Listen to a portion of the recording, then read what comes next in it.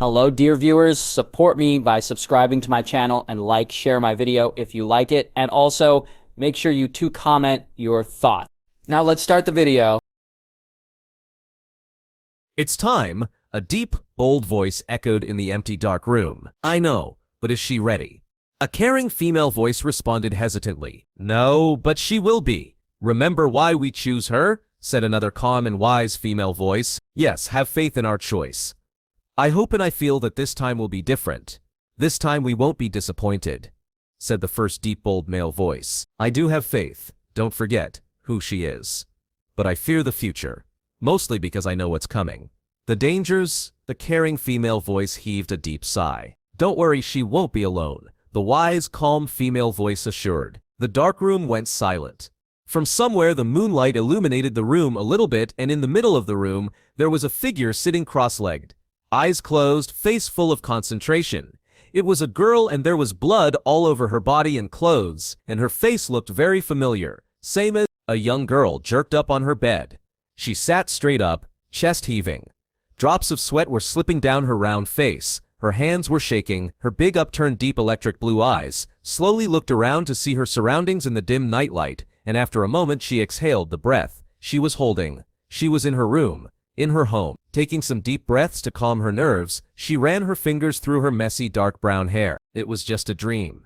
A weird dream, that's all, she murmured to herself and flipped on the lights in the room. She looked down at her bed and saw a book just beside her pillows. Picking up, she rolled her eyes. The title of the book was The Dark Magic of Midnight. That's why you should not read horror fantasy stories before sleeping, she told herself and put the book away on the nightstand. As she started to get back to her sleep, she noticed the time on the clock. It was midnight. Just then the door of her room creaked open a little bit and she froze. Then a head poked inside. You awake, kid? Dad! Oh my God! You almost scared me, the girl gasped. Oh, I am sorry, my little bird, my eagle, her dad hurried inside the room. I didn't mean to scare you, I just came to wish you. You know, I do that every year. Wish me? Her surprised face broke into a smile. It's my birthday. Yes, happy birthday, my lovely little eagle. Her dad wrapped her in a big, tight hug. I wish you get all the happiness in the world. Thanks, Dad. I love you, she hugged back her dad. I love you too. Her dad kissed the top of her head. I was thinking tomorrow we can invite your friends for dinner and celebrate. What do you think? Dad, the girl hesitated. I don't have friends anymore, you know that. Everyone thinks I am a freak. Hey. The father pulled back and looked into his daughter's eyes. Do not say that. You know they are just jealous that you are so extraordinary. They are just jealous that you are good at everything you do, and that's why they try to break your confidence. Don't bother to think about what they say. I know my daughter is special. She is great. I knew it the moment I held you in my arms for the first time. And if the other kids can't see how awesome you are, then they don't deserve to be your friends or the chocolate cake I will prepare tomorrow. Feeling happy and light, she hugged her father again. Thank you, Dad. And don't worry, I will eat the whole cake. Save me some, her dad chuckled. Now go back to sleep. Good night. After her father left, she drifted back to sleep. The girl, who just turned 11, was Christina Norton, daughter of Sebastian Norton. Sebastian Norton was a big businessman, but he was a single father and he loved his daughter Christina more than anything in the world. He tried to do his best in everything for his daughter, particularly when he knew that the last 5 years were very hard on her. Christina's mother left when she was barely 6, and because of a horrible accident with her mother, her friends accused her of being crazy. Students started to bully her. His father complained, but nothing changed, and so he changed her school. But then she had issues opening up to people, but she needed friends and her father encouraged her, but even that ended poorly. Her new schoolmates took advantage of her brightness and tried to be friends with her when they need her to do their work, and one day she snapped. No one knew what happened, but she refused to go back to that school again. So her father had to change her school again, and he thought things will go different this time. But by now Christina was completely closed off. She didn't try to make friends or talk to anyone. She stopped caring about what the other students said or what they wanted. She just went to school, did her work, and that's all. She used to attend all the extra activities in her previous schools. From a very young age she was very good at everything she tried, but in the new school, she just stopped. Her father didn't want to force her into something, so he just tried his best to make her happy. And finally now, things were getting back to normal again. She looked happy and normal again. Or at least her father thought so. Next morning, Christina ran down the stairs and headed straight to the kitchen, where her father was cooking. Good morning, Dad, she smiled and flopped down on a chair. Very good morning and happy birthday again, birthday girl, his father, Mr. Norton, beamed. So, what is it for breakfast? Well, just one of your favorite. Mr. Norton dramatically pulled out a plate and presented it with a flourish. French toasts. Christina laughed and started eating. After she was finished, she started to help her father with the cake, and at that moment the doorbell rang. Will you get it, Chris? Her father said, holding up his dirty hands. Sure, Chris ran towards the door and opened it. An old, tall, black-haired lady in emerald robes stood in front of her and Chris just stared at her odd dressing style. Who dresses like that nowadays? She thought. But the lady looked very stern, so Chris didn't voice any of her thoughts. Good morning. I assume you are Miss Christina Norton? The lady spoke, breaking the silence. Huh? Yes, Chris mumbled. Nice to meet you, Miss Norton, the lady said, looking very put together. Is your parents home? I need to talk to them. Yes, Chris hastily nodded and stepped back to call her father. Dad! After a moment, Mr. Norton appeared and he also looked very surprised by their unexpected guest's appearance. Yes, Mr. Norton, I am Professor Minerva McGonagall, and I am a teacher. The lady held her hand out to Mr. Norton, who looked very surprised but shook hands with her anyway. Mr. Norton, I have some news about your daughter and her education. The color drained from Chris's face. What did she do now? About her education. Mr. Norton looked utterly confused. Are you from her new school, Beverly? No. I teach in a different school and your daughter is selected to go there. I would like to explain, Minerva McGonagall said and looked around. Yes, realizing the guest was still on their front porch, Mr. Norton stepped aside. Please come in. Mr. Norton led Professor Minerva McGonagall to the living room and slowly Chris followed. Thousands of thoughts were running around her head, and one thought among them chilled her to the core. What if the school this lady works was for crazy kids? Miss Norton, Professor Minerva McGonagall called and Chris came out of her trance. Miss Norton, this is for you. She handed an envelope to Chris. It was a little heavy and yellowish envelope. On the front, her name was written with emerald green ink. Miss C. Norton. Then, her father's name and their address. She flipped the envelope and saw on the back was a purple wax seal bearing a coat of arms. A lion, an eagle, a badger, and a snake, all encircling a large H. She looked at the lady, and then at her father. They both were looking at her. Open it, Miss Norton. After you finish reading your first letter, I will have ease explaining the situation, Minerva McGonagall said. Swallowing, Chris nodded, but as she touched the seal, she felt a thrill inside her. The design on it felt very special to her. With a little more confidence, she opened the first letter and read it aloud. Hogwarts School of Witchcraft and Wizardry. Headmaster, Albus Dumbledore. Order of Merlin. First Class Grand Sork. Shaff Warlock. Supreme Mugwump. International Confederate of Wizard. Dear Miss Norton, we are pleased to inform you that you have been accepted at Hogwarts School of Witchcraft and Wizardry. Please find enclosed a list of all necessary books and equipment. Term begins on 1 September. We await your owl by no later than yours sincerely, Minerva McGonagall, Deputy Headmistress. The room was silent for a few seconds. Chris looked at Minerva McGonagall with full of different kinds of emotion. Mr. Norton just looked back and forth between Minerva McGonagall and his daughter. Then, yes, Mr. Norton, I am the Deputy Headmistress of Hogwarts and I please to inform you that your daughter is a witch and she will attend the Wizarding School Hogwarts. It had been a month since Professor Minerva McGonagall of Hogwarts informed the Nortons that Christina was a witch. At first, Chris and her father were very skeptical, but then, Minerva McGonagall showed them real magic and Mr. Norton was over the moon. It took a while to Chris to wrap this whole thing around her head, but at the end she realized that deep down she knew something wasn't right with her. Now it was official that she wasn't normal, she was a witch. She wanted to do and learn magic right away, but the first instruction from Professor McGonagall was do not try to do magic outside of school. After the admission, underage students are forbidden to use magic outside. You could get expelled if you intentionally use magic at home in front of muggles. Yes, muggles, that's what they called non-magical people. Professor McGonagall also told them about Diagon Alley, the wizarding market and how to get there.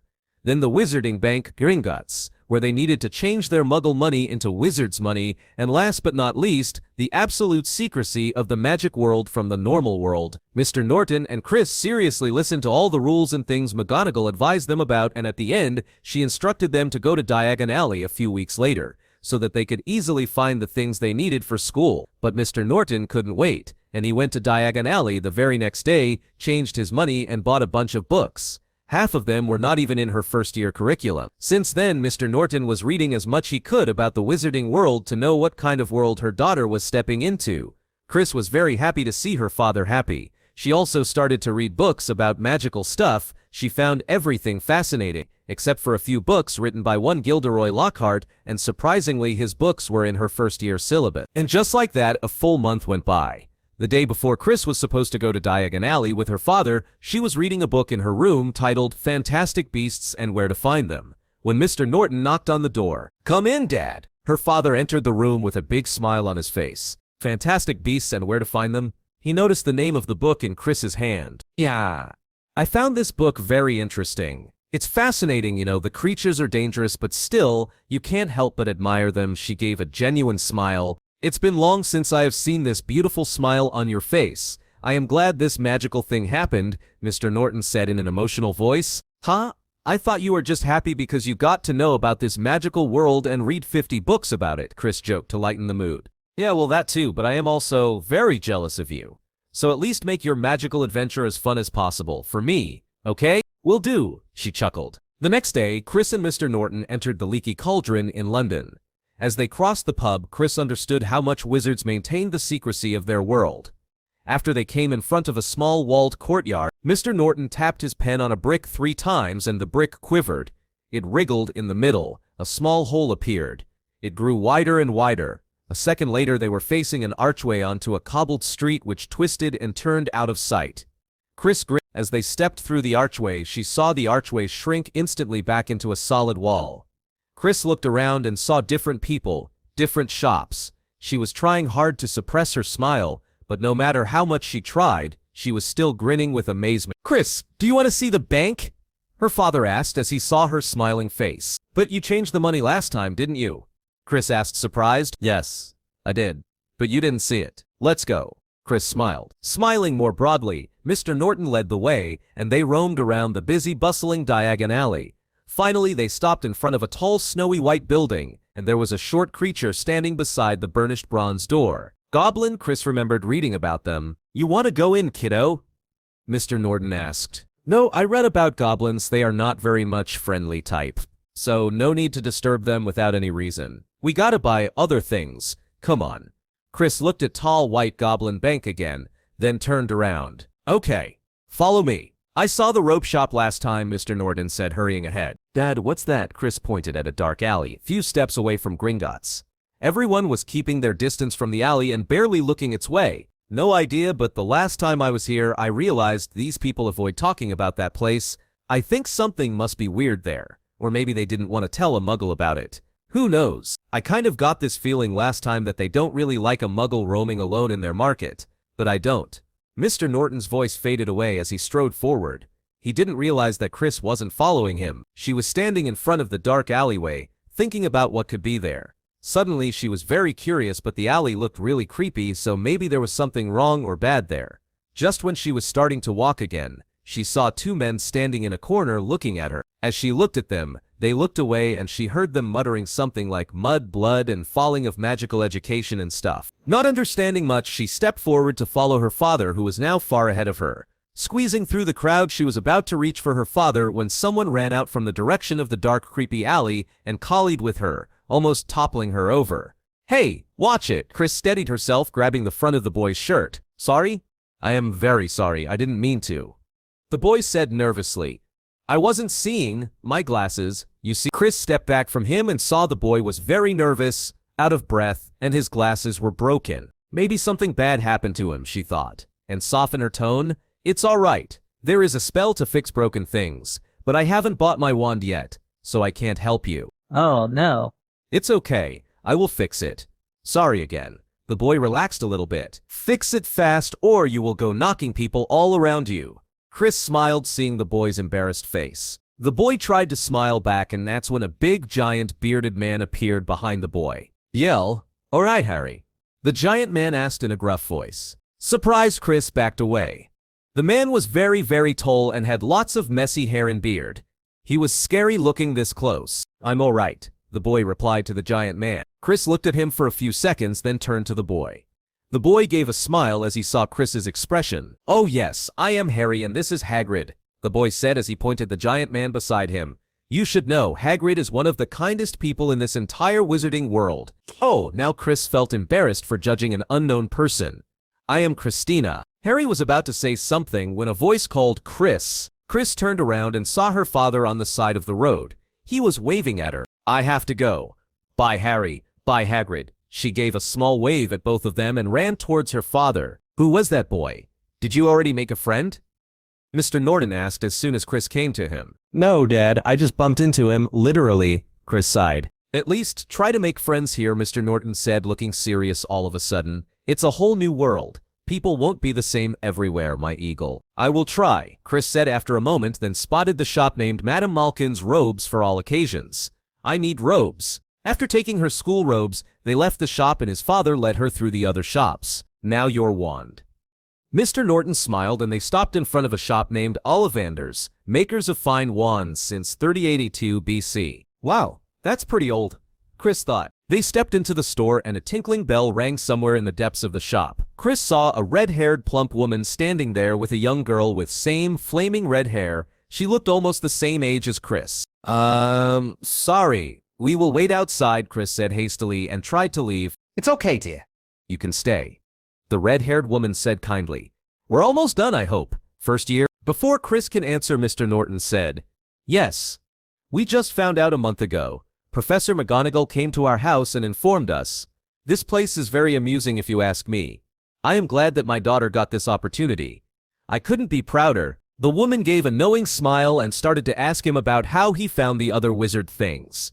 Mr. Norton began talking with her more enthusiastically and bragged about Chris a lot. Chris sighed and noticed the red-haired girl looking at her. Hello. Hello. The girl smiled. I am Ginevra Molly Weasley, but call me Ginny, Christina Norton. Chris smiled then hesitated but at the end decided to give it a chance for her father. Well, call me Chris. Now, Miss Weasley, try this one. An old man came out from behind the pile of boxes. Ginny took the wand from him and gave it a wave and something happened. A gush of strong wind swirled around the shop. Perfect. You would and dragon heartstring. The old man cried with joy. Ginny nodded and smiled, but the woman looked very surprised. Dragon heartstring? No one in our family had used dragon heartstring before, the woman said to the old man. Yes, yes, the old man grinned widely. That is why I had a problem with finding the perfect wand for her. Not in my lifetime I had sold a wand with dragon heartstring core to a Weasley. You must be special, little miss. Ginny looked startled by this new information, but the woman put an arm around her smiling and she relaxed. We always knew our Ginny is very special, the woman said smiling proudly. How much is it, Mr. Ollivander? 6 galleons, Mr. Ollivander replied. The woman's smile strained a little bit, but then she quickly rummaged through her bag and paid for the wand. Let's go, Ginny, the woman turned to Ginny. Bye, Chris. Ginny smiled brightly. Chris smiled back and waved as Ginny and the woman left the shop. Good evening. I am Mr. Ollivander. Mr. Ollivander introduced himself. I am Christina Norton, first year, Chris replied. So which is your wand hand? Ollivander watched her curiously. Right hand, I think. Mr. Ollivander nodded and pulled a long tape and the tape started to measure Chris on its own. First try this, alder wood and unicorn hair. He gave a wand to Chris. Chris waved it like Ginny but didn't felt anything. No, not right. Ollivander took it back. Cedarwood and phoenix feather combine and unicorn. Alderwood and dragon heartstring. Chris tried and tried, but nothing seemed to suit her. But every time she failed, Mr. Ollivander looked more excited and he kept saying, Wand chooses the wizard. Chris found that line very interesting, but she was getting tired. She felt like she has tried every wand in that shop, but Mr. Ollivander continued to bring something new with a curious smile on his face. Ebony and dragon heartstring? Not quite right. Try this, Hollywood and phoenix feather. This time, Chris felt something. The wand felt comforting in her hand when she took it. She waved the wand happily, and a burst of colors swirled around the shop. Mr. Norton looked very excited. Close, but something is missing. Ollivander interrupted. Wait. I know just that. And he disappeared deep into his shop. Dad, if he doesn't find any wand, then I am taking this, Chris said, turning to his father. Have a little patience, said Mr. Norton. Mrs. Weasley said the wands are very important for learning magic and I want the best for you. Mrs. Weasley? Do you mean that woman with Ginny? Was that her mother? Yes. And she told me about... Yes, Miss Norton, try this. Ollivander appeared all of a sudden with a big smile on his face. He looked unnaturally happy. Chris thought he was almost on the verge of going mad for his obsession with wands. She tentatively reached for the new wand and took it. Instantly, she felt connected to the wand, and maybe the wand also liked her. She smiled and waved the wand. The lights in the shop flickered very fast. Ollivander clapped his hands looking delighted. But why is it so heavy than the other wands? Chris asked. Perfect. 13 inches, beech and spruce wood and snallygaster heartstring. Ollivander yelled, ignoring Chris's question. 2 kinds of wood? Yes, it's a very old wand. My grandfather made it with only beech wood. A year back it needed repairing, so I used the most difficult wood, spruce, for experiment, and it's fitted perfectly. I think it because of the snallygaster heartstring. They're very rare. Snallygaster is a half reptile and half bird. Ollivander continued in his overjoyed tone. Very unique. The true match for a beechwood will be a young but wise beyond his or her years, and if full-grown, then rich in understanding and experience. Beech wands perform very weakly for the narrow-minded and intolerant, and spruce wood's match is a bold spellcaster with a good sense of humor. However, the snallygaster heartstring is a bit tricky. I never used them as a core ever, so I don't know much about their nature. But if the woods are any indication, then this a unique wand. Miss Norton and I think, as the owner of this wand, you will be a remarkable witch in the wizarding world. Mr. Norton wrapped his arm around Chris as Ollivander said the last line. His face was alight with pride. Chris, however, was very surprised, but after a moment she looked at her new wand with a new determination. You really are unique, and you chose me. I hope I do not disappoint you. How much is it, Mr. Ollivander? Chris's father asked. 15 gallons. Mr. Norton paid and they left Ollivander's. After leaving the shop, they came across an ice cream shop and Mr. Norton brought a chocolate ice cream for Chris. I think you will need an owl, Mr. Norton said as they started walking again. Why? Chris asked, licking her ice cream, which was delicious. Wizards communicate with owls, so if you don't have one, then how will you write letters to me? There are owls in the school, Dad, Chris replied, smiling. There are? Mr. Norton asked, surprised. But then why does your list say you need an owl, cat, or toad? That's not necessary, but pets are allowed. That's all, Chris informed, and noticing her father's questioning face, she added, I read these in the Hogwarts of history. That's why I couldn't find the book. Mr. Norton suddenly spotted a shop and pointed towards it. Anyhow, I think you should have a personal owl. You know, a pet will always keep you young, so you would not feel bored and alone. Chris didn't miss the sad note in her father's voice, so she smiled and caught her father's arm. Okay, let's go. Mr. Norton smiled back and they went to Elop's Owl Emporium. After looking for a little bit, Chris bought a barn owl and came back home. She named her owl Leon. The rest of the days before school, Chris spent either reading books about spells, potions, and Quidditch, or with her new owl and her father. Her father was right, having a pet really made her happy. Chris also spent some time researching about wands, though she found Ollivander's obsession with wands a little unsettling. She was interested in wand lore. She also felt that the wands have their own minds about magic and wizards. The spells and some potions recipes were fun too, but she liked the Quidditch best. Playing a game flying on broomsticks was an unbelievable dream. Her father nearly jumped with glee after hearing about Quidditch. Soon 1st September came. Mr. Norton drove Chris to King's Cross Station. Chris had traveled many times from King's Cross before, but she never saw platform 9 3/4. They arrived at the station at 10:40. The train was at 11 o'clock. They dragged her trunk and Leon, who was in his cage, to between the platform 9 and 10. Professor McGonagall was very clear about the instructions. Chris said bye to Mr. Norton and walked through the wall between platform 9 and 10 alone, as Professor McGonagall warned that there could be problems if her father tried to cross the wall. As Chris got out on the other side of the barrier, she saw the beautiful train waiting for the students. She dragged her trunk, but it was very heavy to move. She noticed a few students were using magic to lift their trunk, so she guessed that probably now they were allowed to do magic, as technically the train was part of the school. Good idea, grinning, she pulled her wand out. Please work, she told her wand, then took a deep breath and said, Wingardium Leviosa. This was the first time she was using her wand. The trunk moved a little but didn't lift up. She tried again. The third time it started flying. She happily hoisted it up, and after looking around for some time, she found an empty compartment and set her trunk in Leon's cage there. Sitting down, she stared outside the window. She could see parents saying hasty goodbyes to their kids, some helping to carry stuff, some shouting at their kids to behave in the school, some to write letters. Chris found herself smiling as a thought occurred to her. They were like me. All of them. Someone knocked on the compartment door. Chris looked up and saw a dirty blonde-haired girl with extremely pale eyebrows and a dreamy look in her eyes. She looked a little shorter than Chris. "Hello, can I sit here?" the girl asked. Chris paused for a moment before replying, "Yeah, sure. Come on in." She really was going to give this new place a chance. The Hogwarts Express whistled a few times and started to move. "I am Luna Lovegood." The blonde girl smiled brightly after she finished loading her trunk. "Christina Norton." Chris smiled back. "So do you have any idea which house?" Before Luna could finish her question, the compartment door slid open and a girl appeared looking out of breath. "Chris!" It was Ginny Weasley. Chris looked surprised but then quickly gave a smile. "Hey Ginny, can I sit here?" Ginny asked. "Yeah, sure." Chris nodded and Ginny started to drag her trunk inside. Chris got up to help her and Luna also joined them. Together they set Ginny's trunk and sat down. "Thanks for helping. I asked for help from my brothers," said Ginny. "But then their friends called them and they were in a hurry, so I didn't bother them." "It's all right," replied Chris. "Hi Luna." Ginny turned to Luna with a smile. "How are you?" "I am wonderful. How about you?" Luna said, looking very enthusiastic. "I am good.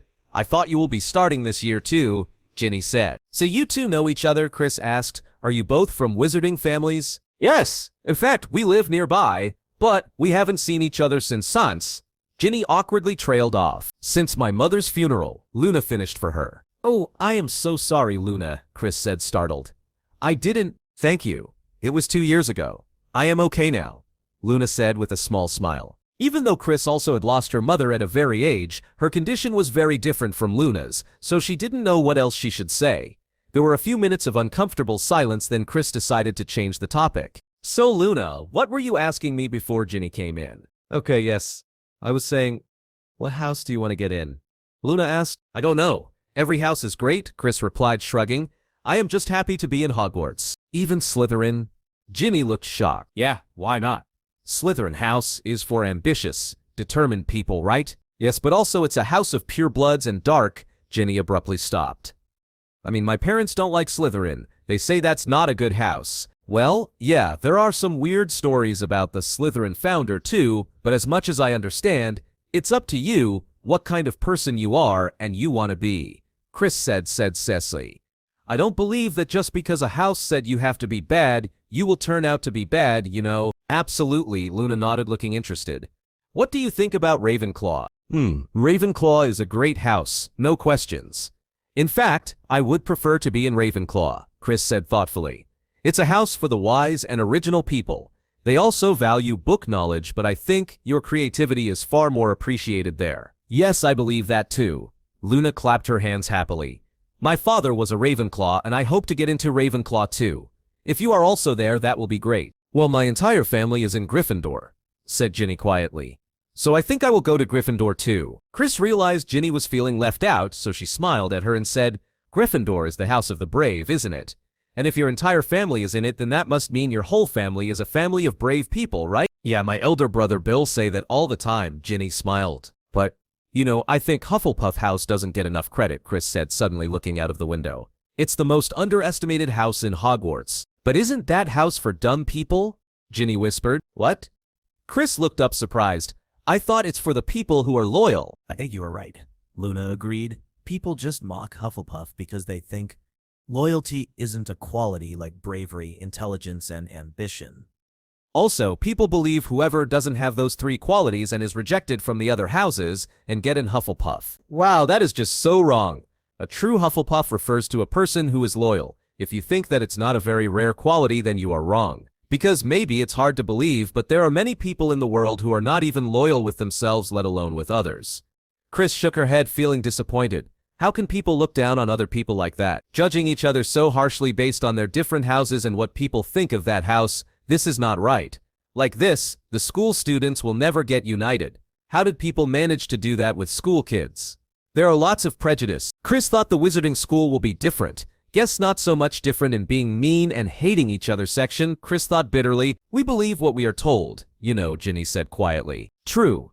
Luna nodded, then giggled, surprising Chris and Ginny. "You are really nice, Chris. I think we are going to be great friends." Chris gave a small smile, then turned to look out the window. Luna was honest and Chris liked it, but with her experience with her old friends, it was hard to trust people again. Some time passed as Ginny and Luna started to talk about their families and some other things in the wizarding world. Chris was listening to them curiously when a girl with bushy brown hair barged inside their compartment. "Ginny, have you seen Harry and Ron?" she asked, looking breathless. No, I thought they were with you, Ginny answered, looking alarmed. "No, they are not. I looked for them in almost every compartment, and if you also haven't seen them, then they are not on the train," the new girl said, looking frantic. "Did they board the train with you?" No, I didn't," Ginny panicked. But, they were after me. We were a little late. But, I thought they got on the train, but they missed. Oh God. "It's okay, Ginny, calm down," Chris told Ginny, then turned towards the new girl. "Who are you looking for again?" "Harry Potter and Ginny's brother Ronald Weasley. They are my friends. I think they missed the train. Those idiots." The girl looked very angry and talked very fast. "Relax, I think they will come to school eventually. I mean, this is definitely not the first time that someone has missed the train. Things happen, right?" Chris said calmly. Yes, you are right. Of course I know this." The girl looked embarrassed. "Of course they will come to school. I will just inform Percy. He is a prefect. He will write a letter to the school and they will know what to do." "See, there is a solution if you don't panic and think," Chris said, smiling. Ginny relaxed a little and the new girl nodded at Chris. "Thanks, I am Hermione Granger, second year Gryffindor." She introduced herself, holding a hand out. "Christina Norton." Chris shook her hand. "So Hermione, do you need help finding this Percy?" "Oh, no, that's fine. I know where the prefect's carriage is. I will report to him and then tell you what he says," she said, looking at Chris and Ginny, then hurried out. "I hope they are fine," Ginny muttered. "They will be. They just missed a train," Chris assured. "You don't know them," Ginny looked frightened. "Last year, they went straight to fight you-know-who." Ginny clapped her hands over mouth and looked horrified for what she just said. "It's okay, Ginny, I know a little about you-know-who," Chris told her. Ginny sighed and slowly shrank back in her seat, looking very worried. This time, Chris decided to let her be. Maybe because her concerns were right. Harry Potter was related to the darkest wizard of all time, whose name was not even allowed to say. Harry Potter escaped him as a baby and became the boy who lived. It was quite a story and Chris didn't know how to feel about the whole wizarding world, marking a day for a baby boy who lost his parents the very same day. It was kind of tragic. After a while, Hermione came back and sat with them. She informed Ginny that the prefect Percy Weasley, who was also Ginny's brother, was writing a letter to the school now, and they will arrange a way to get Harry and Ron to school. Ginny looked a lot relieved after that. As they started discussing the boys' whereabouts, a dimpled woman slid back their door and said with a smile, "Anything from the trolley, dears." Hermione and Ginny both shook their head as no Luna was looking out of the window, so she didn't notice. Chris got up and looked through the trolley. As a sweet lover, it was heaven for her. There were so many different kinds of chocolates, candies, and sweets there that it took a while for Chris to understand them. Then she brought some chocolate frogs, pumpkin pasties, Bertie Bott's every flavor beans, and cauldron cakes. She was really interested in trying something new, and a trolley full of magical sweets was just what she needed. Chris offered the sweets to everyone in the compartment. Luna took some, but Hermione and Ginny refused. Chris ate some of it and put the rest in her bag. During the ride, Hermione complained multiple times about how much Harry and Ron were always behaving irresponsibly. Thankfully, Luna changed the topic and started talking about magical creatures. Chris quickly focused on Luna's talk as she was getting exhausted with Hermione's complaints. Ginny, on the other hand, was mostly quiet. Hours went by like this. "Everyone change into your robes. We will be in Hogwarts soon," Hermione said, looking out the window and watching the darkening sky. Everyone got up and quickly changed into their robes. Chris understood Hermione was very bossy and a second-year student, so no need to argue with her. She probably knew the rules better than them. And Chris's guess was right, as just after they had changed, a voice echoed through the train.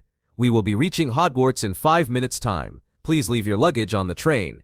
It will be taken to the school separately." At last, the train slowed down and finally stopped on a small dark station. As Chris got out onto the tiny Hogsmeade station, her first thought was how small, dark, and cold the station was. Wow, so much expectation from the magical school platform, Chris thought. At that very moment, a loud and booming voice called and Chris spotted a familiar giant man. "Furziers.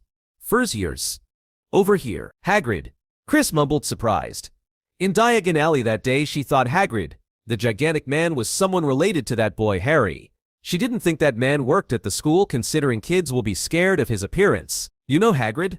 Hermione appeared beside Chris. "Not really," Chris said, shrugging. "Just met him once." So who is he? He is Hagrid. He is the gamekeeper at Hogwarts. He is also our friend and the headmaster. Dumbledore's one of the most trusted people, Hermione replied. Anyway, you should follow him if you don't want to be late. And without waiting for Chris's reply, Hermione hurried away. Come on, follow me. Any more first years? Mind your step now. First years, follow me, Hagrid said, and after a moment, all the scary and anxious-looking first years started to follow him. Chris, Ginny, and Luna also began walking after him. You'll get your first sight of Hogwarts in a sec, Hagrid called over his shoulder, just round this bend here. And true. As they crossed the bend, Chris saw a narrow path opening to the edge of the Black Lake, and on the other side, there was a big castle with many turrets and towers. Hogwarts. A smile tugged on Chris's face. No more than 4 to a boat, Hagrid instructed loudly. Ginny, Luna, and Chris got into a boat. Everyone in, shouted Hagrid, who had a boat to himself. Right then, forward. As the boat started to move across the river, everyone was gaping at the castle and was looking amazed. However, Chris found herself looking down at the pitch-black water of the lake, and she couldn't take her eyes off it.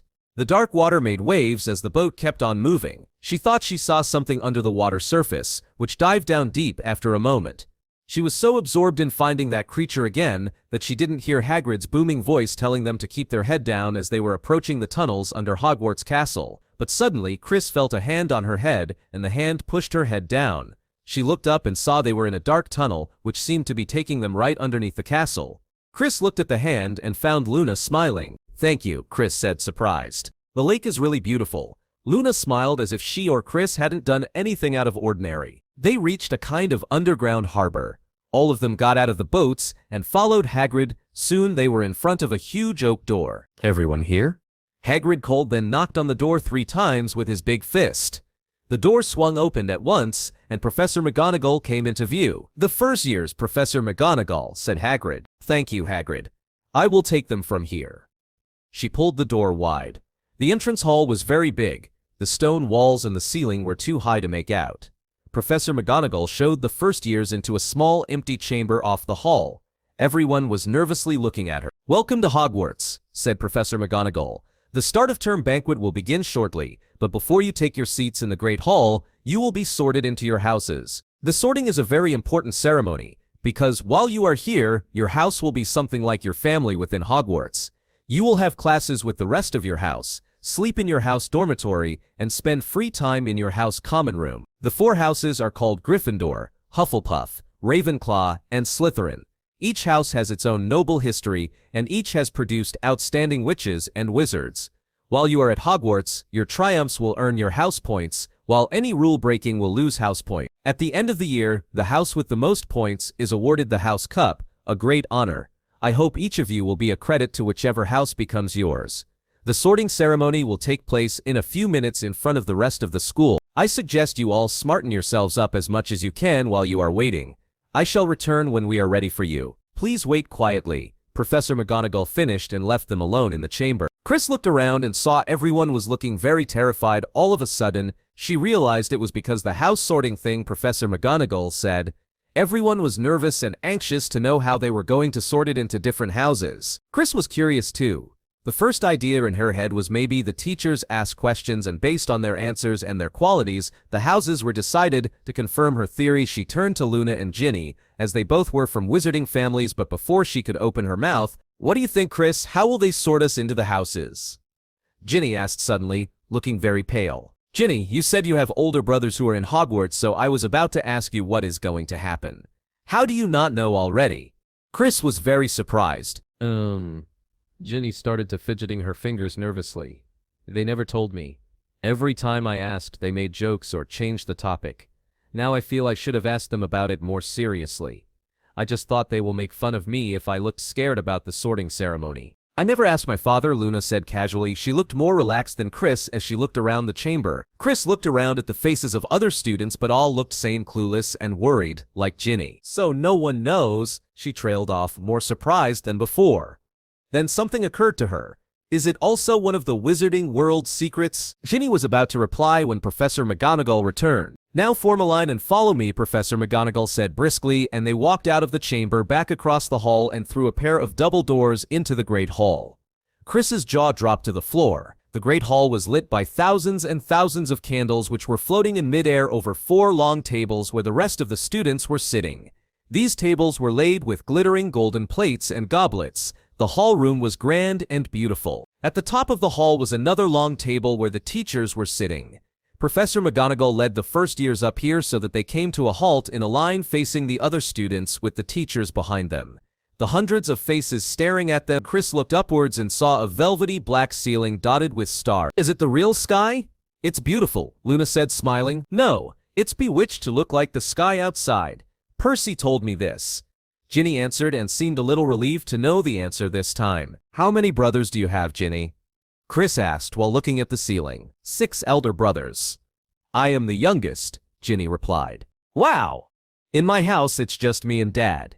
It gets a little boring. Chris wasn't lying. Though her father tried to keep her company all the time, it wasn't possible. She felt lonely often. Honestly, after having Leon, she was very thrilled to have someone by her side. Professor McGonagall silently placed a 4-legged stool in front of the first years as Chris looked back at the teachers. On top of the stool, she put a pointed wizard's hat. This hat was patched and frayed and extremely dirty. For a few seconds there was complete silence. Then the hat twitched. A rip near the brim opened wide like a mouth and the hat began to sing. For a second Chris looked taken aback as she found this situation very comical. The song went on and Chris found herself completely ignoring it. She was more curious about the teachers and their surroundings. She looked at the teachers' table and saw several teachers sitting. She recognized Hagrid and her least favorite writer Gilderoy Lockhart. It was very hard not to notice him considering his every book cover had his face printed on it. What? He is a teacher here? Chris rolled her eyes, then looked in the middle of the teachers. There was a very old teacher who wore half-moon glasses, had a long crooked nose and flowing silver hair, beard and mustache. Chris was staring at him when the teacher looked up and met her eyes over his half-moon glasses. Chris tried to look away but couldn't. After a moment, the old teacher smiled at her and turned his gaze back to the singing hat.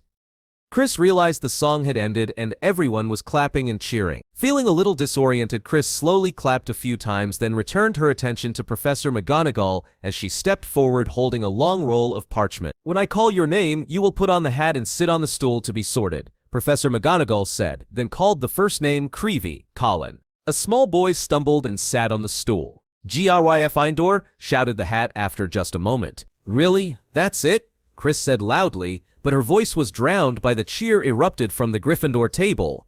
The Gryffindors welcomed Colin Creevy and Professor McGonagall moved on to the next student. After a few students were sorted into Slytherin and Hufflepuff, it was Luna's turn. Lovegood, Luna, Ravenclaw. Luna gave a bright smile as she walked towards the Ravenclaw table, and then, after 2 more students, Norton, Christina. Best of luck, Ginny whispered, and Chris gave a small smile before confidently walking towards the stool. She sat on the stool and put the hat on her head. Chris heard the hat's voice in her head, brave heart, intelligent brain, loyal to the core, and determined to prove yourself. I think you will do good in every house. Hufflepuff. Maybe, but then, Chris waited for a while, but as the silence stretched, she spoke in her mind. Sorting Hat? Have you made your choice yet? No, said the Sorting Hat. It's far more difficult than all of my sorting through centuries. You could be a great Hufflepuff, but it shouldn't be. I need to dive deeper into your mind.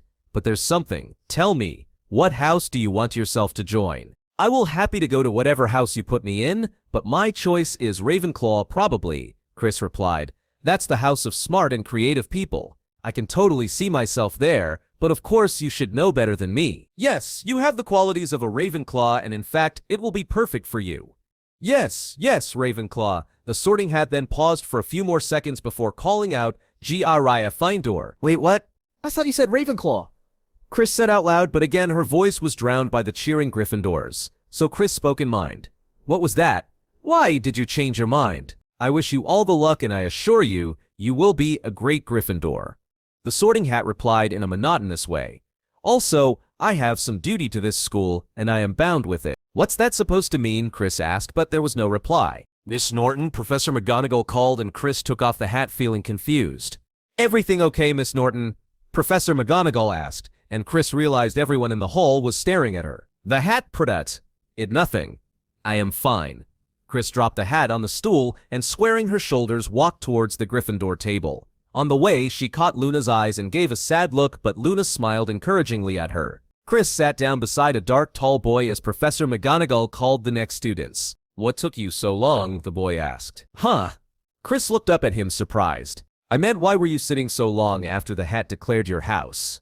The boy explained. "Oh, I was just talking to the hat." "Really? Anyway, welcome to Gryffindor, the most fun house in Hogwarts," he smiled.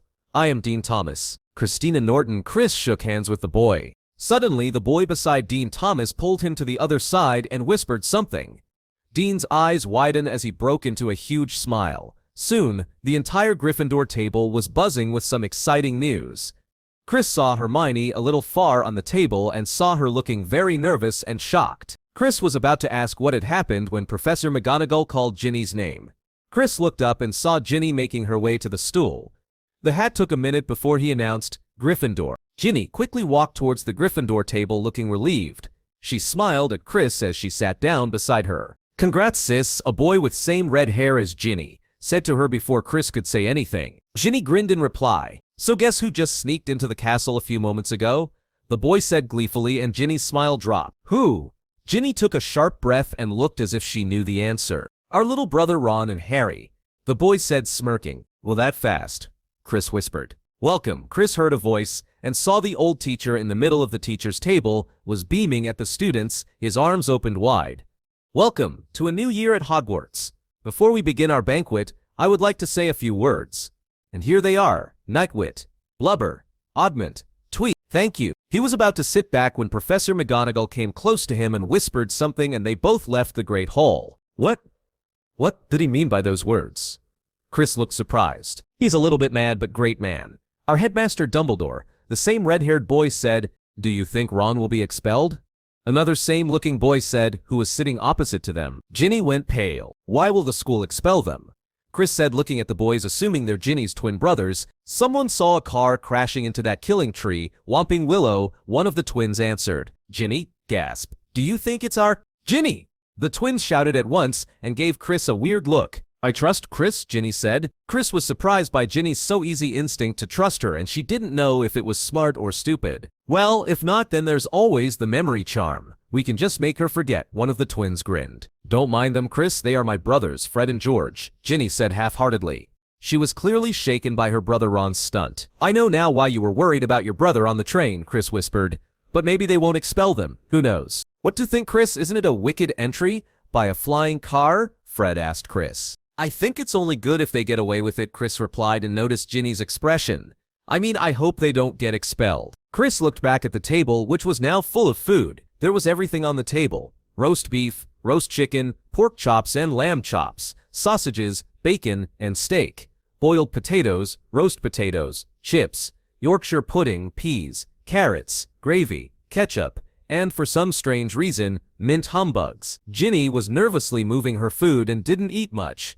George and Fred were almost celebrating their brother's heroics with a few other Gryffindors. Chris honestly didn't know how to react. She got the sense that Gryffindors had taken the definition of heroics into next level, and breaking the rules were part of their fun. So she tried to concentrate on the roasted chicken, which was delicious. "Good evening, first years. Sir Nicholas de Mimsy Porpington, at your service, the resident ghost of Gryffindor Tower." A pearly white and slightly transparent ghost glided towards their table. This time, Chris was terrified. She never saw a ghost before. In the Muggle world, ghost meant horror, fear, bad things.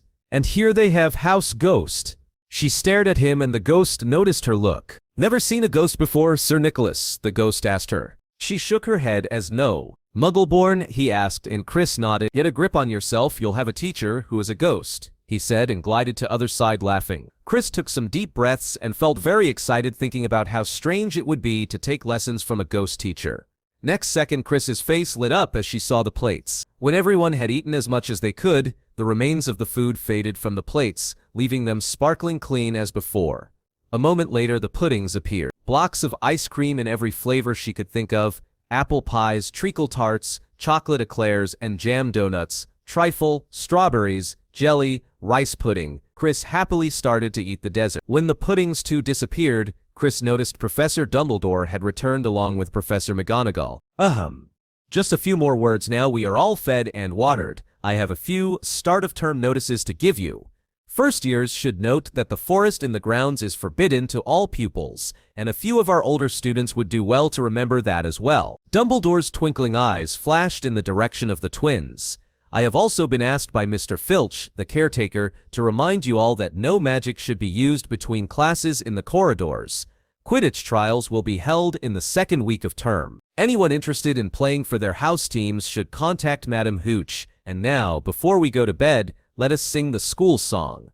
Dumbledore cried the last line. Dumbledore gave his wand a little flick, as if he was trying to get a fly off the end, and a long golden ribbon flew out of it, which rose high above the tables and twisted itself snake-like into words.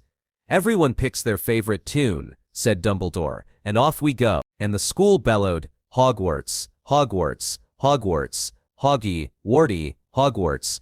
Teach us something, please. Whether we be old and bald, or young with scabby knees, our heads could do with filling with some interesting stuff. For now, they're bare and full of air, dead flies and bits of fluff. So teach us things worth knowing, bring back what we've forgotten. Just do your best, we'll do the rest, and learn until our brains all rot. Everybody finished the song at different times. At last, only the Weasley twins were left singing along to a very slow funeral march. Dumbledore conducted their last few lines with his wand, and when they had finished, he was one of those who clapped loudest. Like seriously, wasn't that hat song long enough? Chris rolled her eyes. Ah, music, Dumbledore said, wiping his eyes. A magic beyond all we do here. And now, bedtime. Off you trot. Chop. The Gryffindor first years followed Percy, the prefect, through the chattering crowds, out of the great hall and up the marble staircase. Percy was clearly disturbed by Ron and Harry's entry, but he tried not to take that out on the first years. He tried to be polite as much as possible. They crossed many talking portraits and moving staircase. Chris loved the moving pictures thing. It felt like they were alive and it was fun to watch. But these moving staircases were clearly going to be very hard to remember. After climbing very up, they stepped into a corridor, which had a portrait of a very fat woman in a pink silk dress hanging at the end. Password? She said. Wattlebird, said Percy, and the portrait swung forward to reveal a round hole in the wall. All entered and found themselves in the Gryffindor common room, a cozy round room full of squashy armchairs. Percy directed the girls through one door to their dormitory, and the boys through another. After climbing the spiral staircase in the tower, they found their beds at last, 4 posters hung with deep red velvet curtains. Their trunks had already been brought up. Chris and Ginny were in the same room with the other 2 girls, but before they could introduce each other, there was a sudden applause sound coming from the common room. Ginny looked at Chris and they both ran downstairs. As expected, they saw 2 boys surrounded by all Gryffindors. Chris saw Harry and Ron standing middle of the common room. Everyone was patting their back encouragingly and clapping for them. Percy angrily walked past Chris. Harry looked up at the stairs and saw Chris. He smiled a little, but then he noticed Percy. He nudges Ron in the ribs and nodded in Percy's direction. Then in a few seconds they made their way towards their dormitory. Chris saw them leaving and turned towards Ginny. I guess they are not expelled then. They are certainly not. That's a good thing. A voice said behind Chris.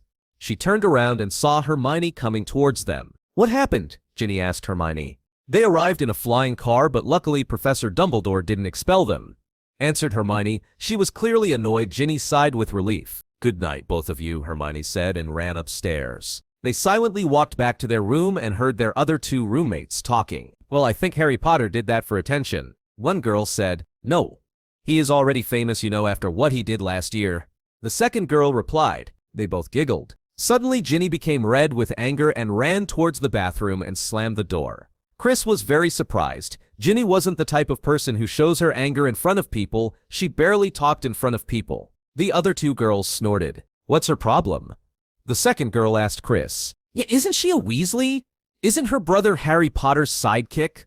The first girl asked, looking at Chris. I think her brother is Harry Potter's friend, Chris said and gave a fake smile. She had many friends like those girls in her old school. She was not going to repeat that mistake. After Ginny came out, Chris changed into her sleepwear and fell into bed. Next day, Chris got up first and got ready. She wrote a letter to her father describing how she felt about Hogwarts and which house she is in.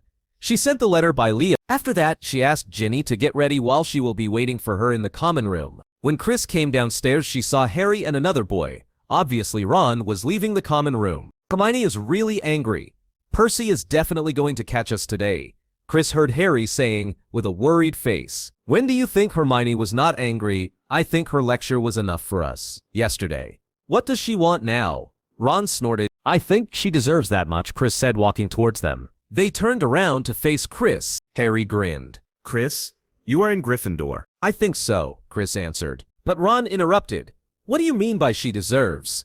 And who are you? Harry tried to answer, but Chris replied coolly, Christina Norton, first year Gryffindor. Your sister, Ginny's friend and roommate.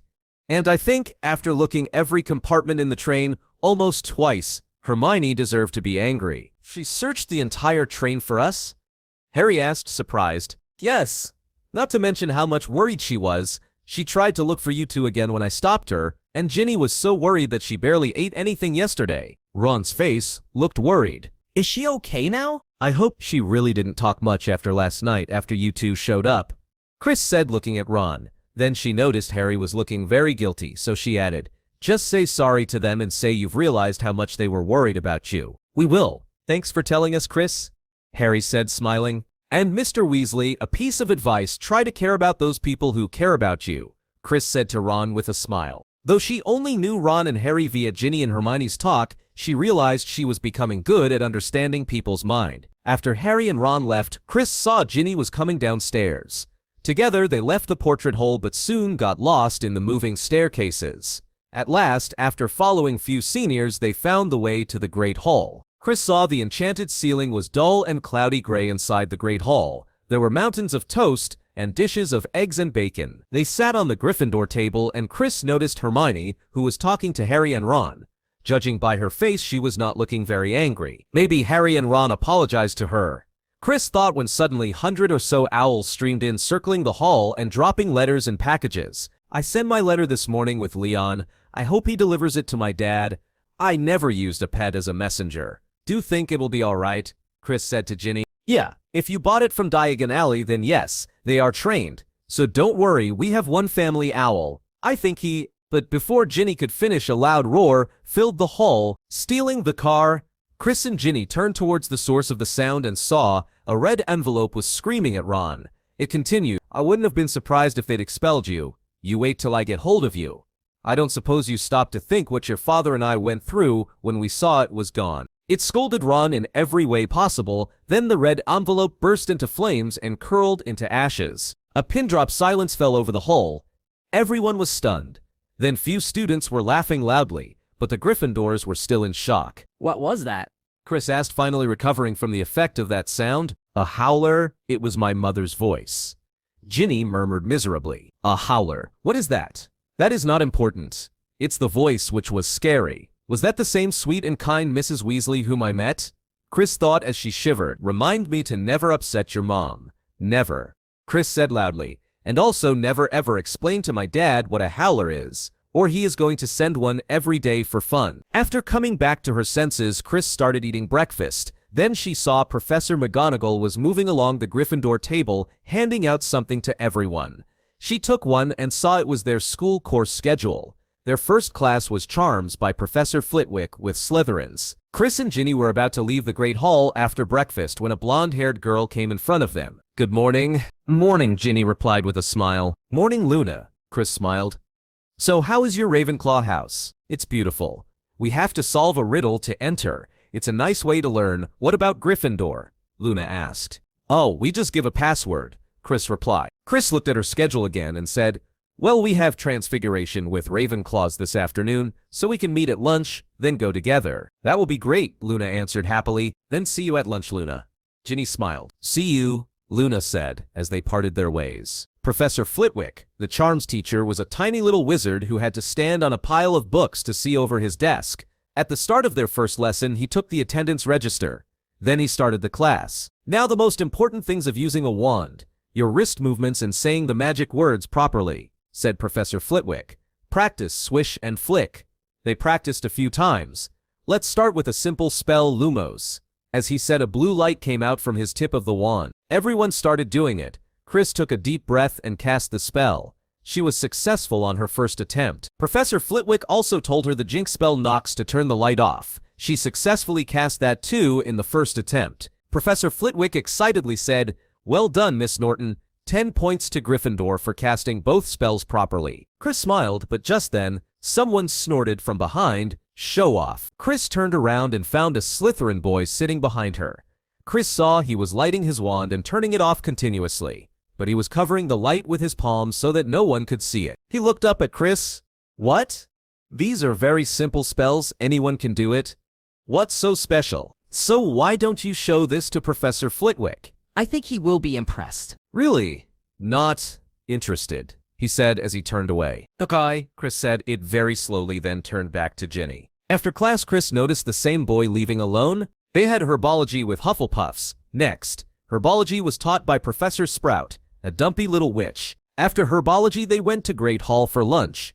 Ginny and Chris sat on the Gryffindor table, and after some time, Luna joined them. "It's so good that you two are roommates. My all roommates think that I am crazy," Luna said with a flat tone. "Trust me, Luna, our other two roommates are not very great," Ginny answered. "Well, I think they are missing out. You two will be great friends. That's why I chose you," Chris said with a serious face, and next second they all burst into laughter. They were talking about their first classes when Chris noticed a boy beside Ginny was looking at something with an awestruck expression.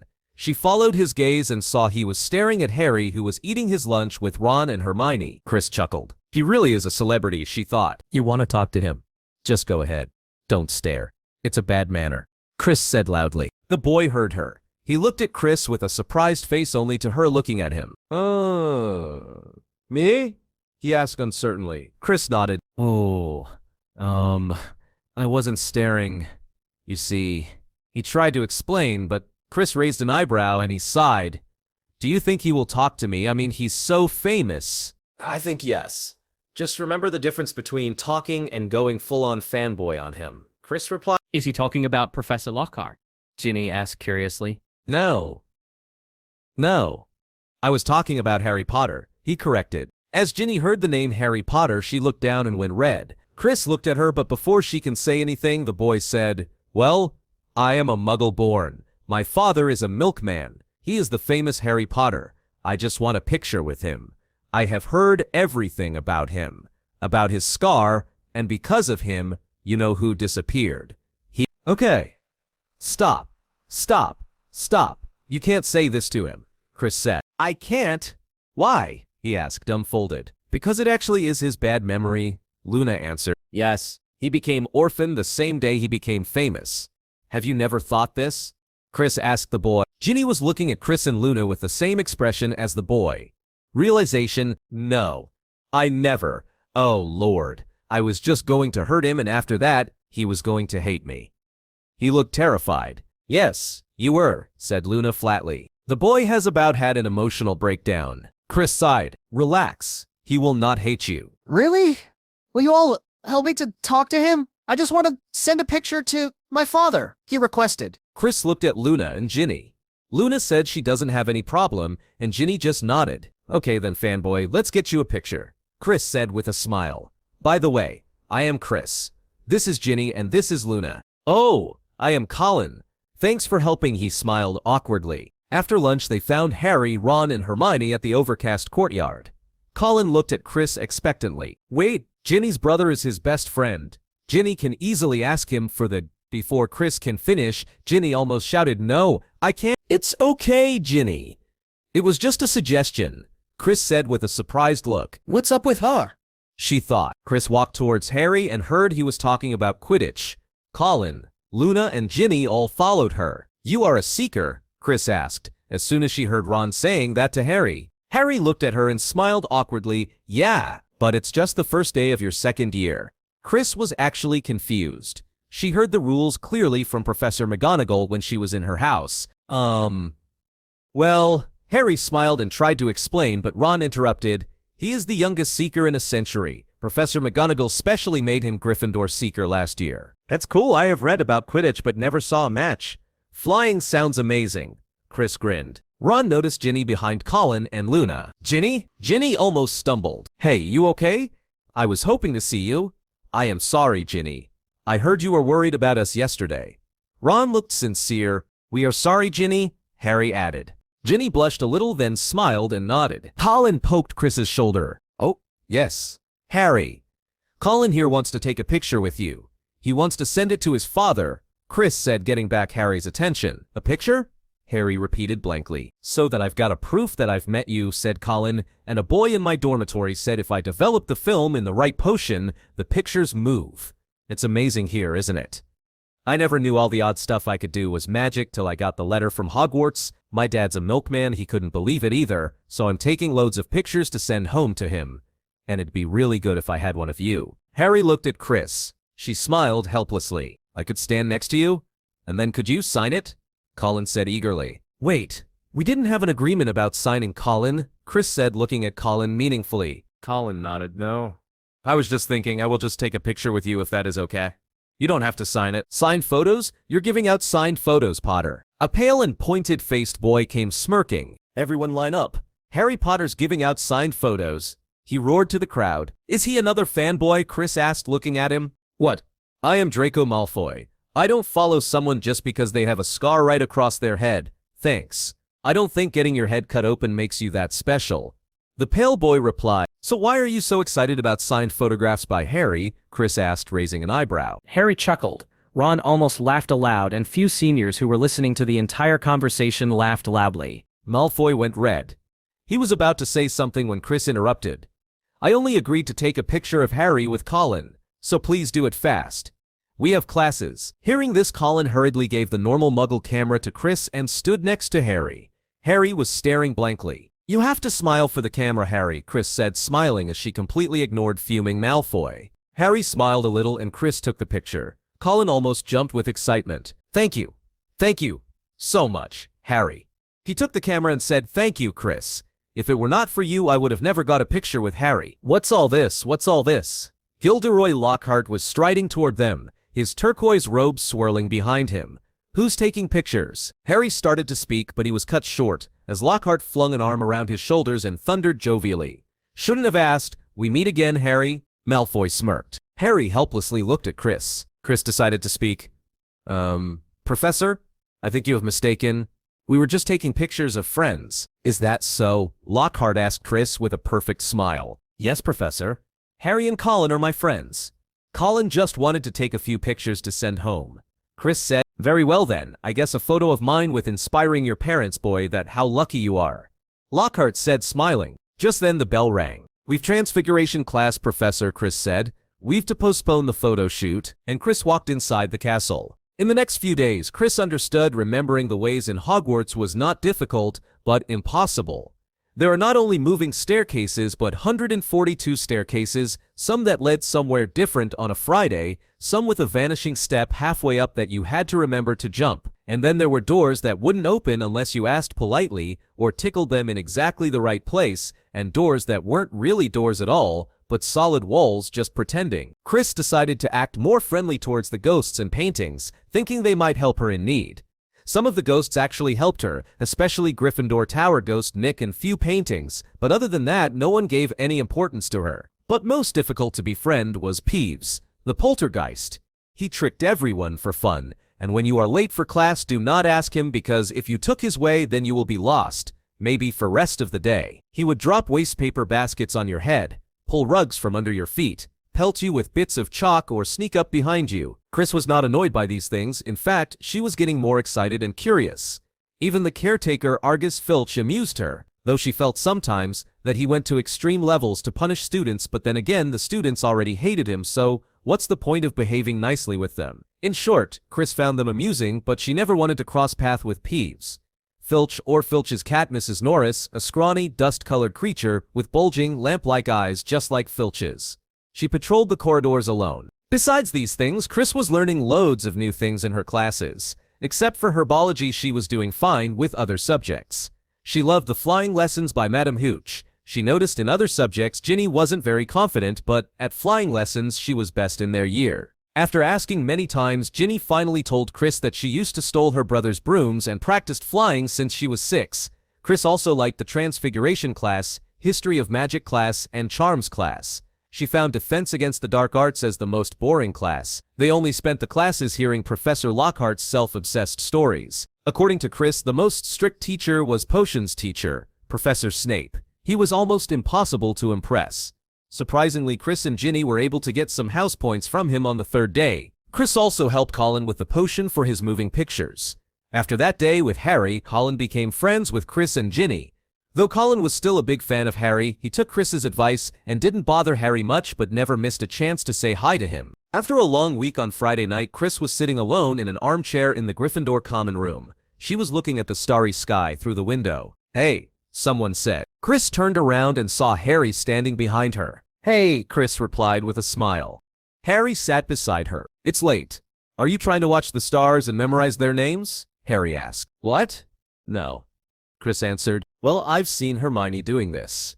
She always wants to memorize things. I don't want to memorize everything. I feel if you start to believe everything theoretically, you start to miss the natural charm." Chris replied as she looked at the sky again. "It's my old habit. Watching the sky feels nice. So whenever I don't need to wake up the early following morning, I watch the sky late at night." "I never thought like that, but I can try," Harry said, also looking at the sky. "So how are your classes going?" "Pretty good, actually, well, except herbology." "Why?" "I really can't study trees and fungus for more than a few minutes. It's not my thing," she said with a dramatical sigh. Harry chuckled. "Then what about potions?" he asked. "Potion is definitely not easy, but Ginny and I are working on it. We even got 5 points last time." "Really? Did he give 5 points to Gryffindor?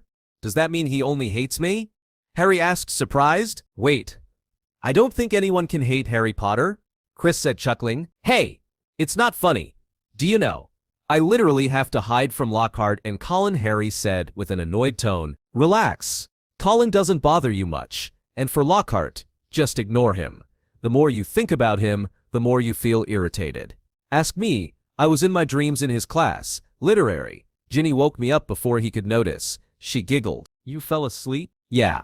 After hearing his stories. So you don't believe them?" "I mean, every girl in my class thinks he is a hero. It's not like I don't believe them. It's just, even if he has done all those things he wrote about, he should at least show some modesty. But on the contrary, he boasts about it every chance he gets. I have a problem with that." "You are right. But I just don't like him because of how he behaves with me. I feel like he believes that I am competing with him in this fame race or whatever this is. But the truth is I really don't want this fame or attention," Harry sighed. "I understand, Harry. It's all right to be angry or upset at something. My dad says it's a part of growing up." Harry smiled. "Your dad sounds like a nice person. And what about your mother?" Chris's looked away from Harry as her smile vanished. Harry noticed it and tried to change the topic. Well, how are you flying classes? Did you like it?" "It's okay, Harry. You can ask about my mother. It's just she doesn't live with us and I don't talk about her." So, did you like flying?" "Yeah. I am trying to learn as soon as possible. Ginny is already great." "Really?" Chris and Harry talked a little more about Quidditch, about Harry's first-year experience, and about Harry's uncle and aunt. Then both said goodnight and went to their respective rooms. Next morning, Chris wanted to sleep the entire morning, but Ginny convinced her for breakfast. So, after a few minutes, they get ready, met Colin in the common room, and left for the Great Hall. In the Great Hall, Ginny sat beside Ron, who was eating his breakfast with Hermione.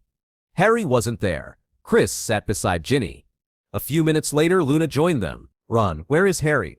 Colin asked first. Wood Gryffindor Quidditch team captain dragged him for practice early in the morning," Ron answered while eating. Chris felt bad. Harry was talking with her, so he went to bed very late, and now he had to wake up early for Quidditch practice. While Chris was in deep thoughts, Colin nudged her. "Chris," he called, "what do you think about?" Chris came back to them. "You didn't hear? We were talking about watching the Quidditch practice. You want to come?" Colin explained. "I am repeating, maybe the practice is over by now," Hermione said. "It's okay. In that case, we will come back. I just want to show something to Harry." Colin took out the moving photo of Harry and showed everyone. "Well, I like Quidditch, so I have no problem," Luna said. "And if you all are going, then I can join," Ginny replied. "I can take some food and give it to Harry. At least," Chris thought and took some cakes. "Okay, let's go." Chris entered the field and saw it was empty. "Told you," Hermione said, sitting on the stands. Colin and Ginny both looked disappointed. Chris was looking around for any sign of Harry. "I think they are in the locker room. We will wait for him," Ron said as he sat beside Hermione. "You all can go now, and Colin, I will tell Harry about the picture. You can show him later," Hermione said. Chris decided to leave when she saw Harry and Ginny's twin brothers Fred and George with some other people. All were walking into the field. Chiz smiled. Harry noticed them and walked to them. "Aren't you finished yet?" Ron asked Harry. Haven't even started, said Harry. Wood's been teaching us new moves. Want to eat something? Chris said, showing the cakes she brought. Harry smiled. Save it. I will eat after practice. And he mounted his broomstick and kicked at the ground, soaring up into the air. He soared right around the stadium at full speed, racing Fred and George. Colin pulled out his camera and took a picture. Then he was about to take another one when Chris stopped him. I think one is enough, Colin. Yes, yes. I remember, Chris. Colin replied and put the camera away. The thing Colin remembered was Chris's advice. Chris told him if he continues to bother Harry very much, then he will run away. And Colin never wanted Harry to run away. So he decided to listen to Chris. Chris looked at the flying players. She was waiting to understand what was Quidditch. She had read about it and Harry had also told her, but watching it was a different thing. But before they can start practice, several people in green robes were walking onto the field, broomsticks in their hands. Slytherins, Ron snorted. What do they want? I think a fight is about to start, Luna said, looking at the Slytherins Quidditch players who had just entered the field. All Gryffindor players land on the ground and came in front of the Slytherin players. That's Malfoy. We need to see what's going on, Ron snorted, as he saw the pale pointed-faced boy, Draco Malfoy, in Slytherin team robes. Are you sure, Ron? I mean, it's between the Quidditch teams. Hermione reasoned. Trust me on this, Hermione. I am sure. Saying this, Ron started to walk towards the players. Hermione and Chris followed Ron. Ginny thought something for a moment, then followed them, but Colin stayed in the stands thinking he should join them or not, while Luna left the field and went towards the castle. What's happening? Ron asked Harry. Why aren't you playing? And what's he doing here? He was looking at Malfoy. I am the new Slytherin Seeker, Weasley, said Malfoy. Smugly. Everyone has just been admiring the brooms my father's bought our team. Ron gaped open-mouthed at the 7 superb broomsticks in front of him. Good, aren't they? Said Malfoy smoothly. But perhaps the Gryffindor team will be able to raise some gold and get new brooms, too. You could raffle off those Clean Sweep 5s. I expect a museum would bid for them. The Slytherin team howled with laughter. Hermione opened her mouth and Chris faced Malfoy. So basically, your father had to buy new brooms for the entire team just to make you the Slytherin Seeker. How pathetic, Chris said. Malfoy went red. No one asked your opinion, you filthy little mudblood, he spat furiously. As he said this, a Slytherin team member dived in front of Malfoy to stop Fred and George jumping on him. A girl from Gryffindor team shrieked. How dare you? Others were looking at Chris, who had no change in her expressions. Then she spoke calmly but firmly. You are a pureblood. What have you done without your father's name and money? Look at yourself, your father had to bribe the team for you. Everyone was shocked. No one expected a first-year girl to say this to Malfoy, in front of the entire Slytherin team's face. Then suddenly the same Slytherin team member who was protecting Draco from Fred and George took out his wand and cast a spell at Chris, who was still glaring at Malfoy. The spell hit Chiz on her right arm, sending her backward onto the grass. Flint, screamed Fred and George, before jumping at the Slytherin player. Chris, Harry, Ginny, Hermione, and Ron rushed towards Chris. She was obviously in pain, but she bit her lips and didn't scream. She was glaring at the Slytherin boy, Flint, who was smirking, while the other Slytherin team members were tackling Fred and George. Flint again raised his wand, but before he could cast another spell, a red spark came from spell nowhere and hit his hand, and his wand went flying. Everyone looked around to see who cast the spell. Chris saw a familiar Slytherin boy disappearing into the shadows. Flint picked his wand from the grass and was about to point it at Chris when Professor McGonagall and Professor Snape came running with Luna. Flint immediately put his wand down, but the professors had already noticed him. Professor McGonagall glared at him, then turned to Chris, who was on the ground. She rushed towards her. Chris was sitting on the ground while Ginny and Hermione supported her. Miss Norton, are you all right?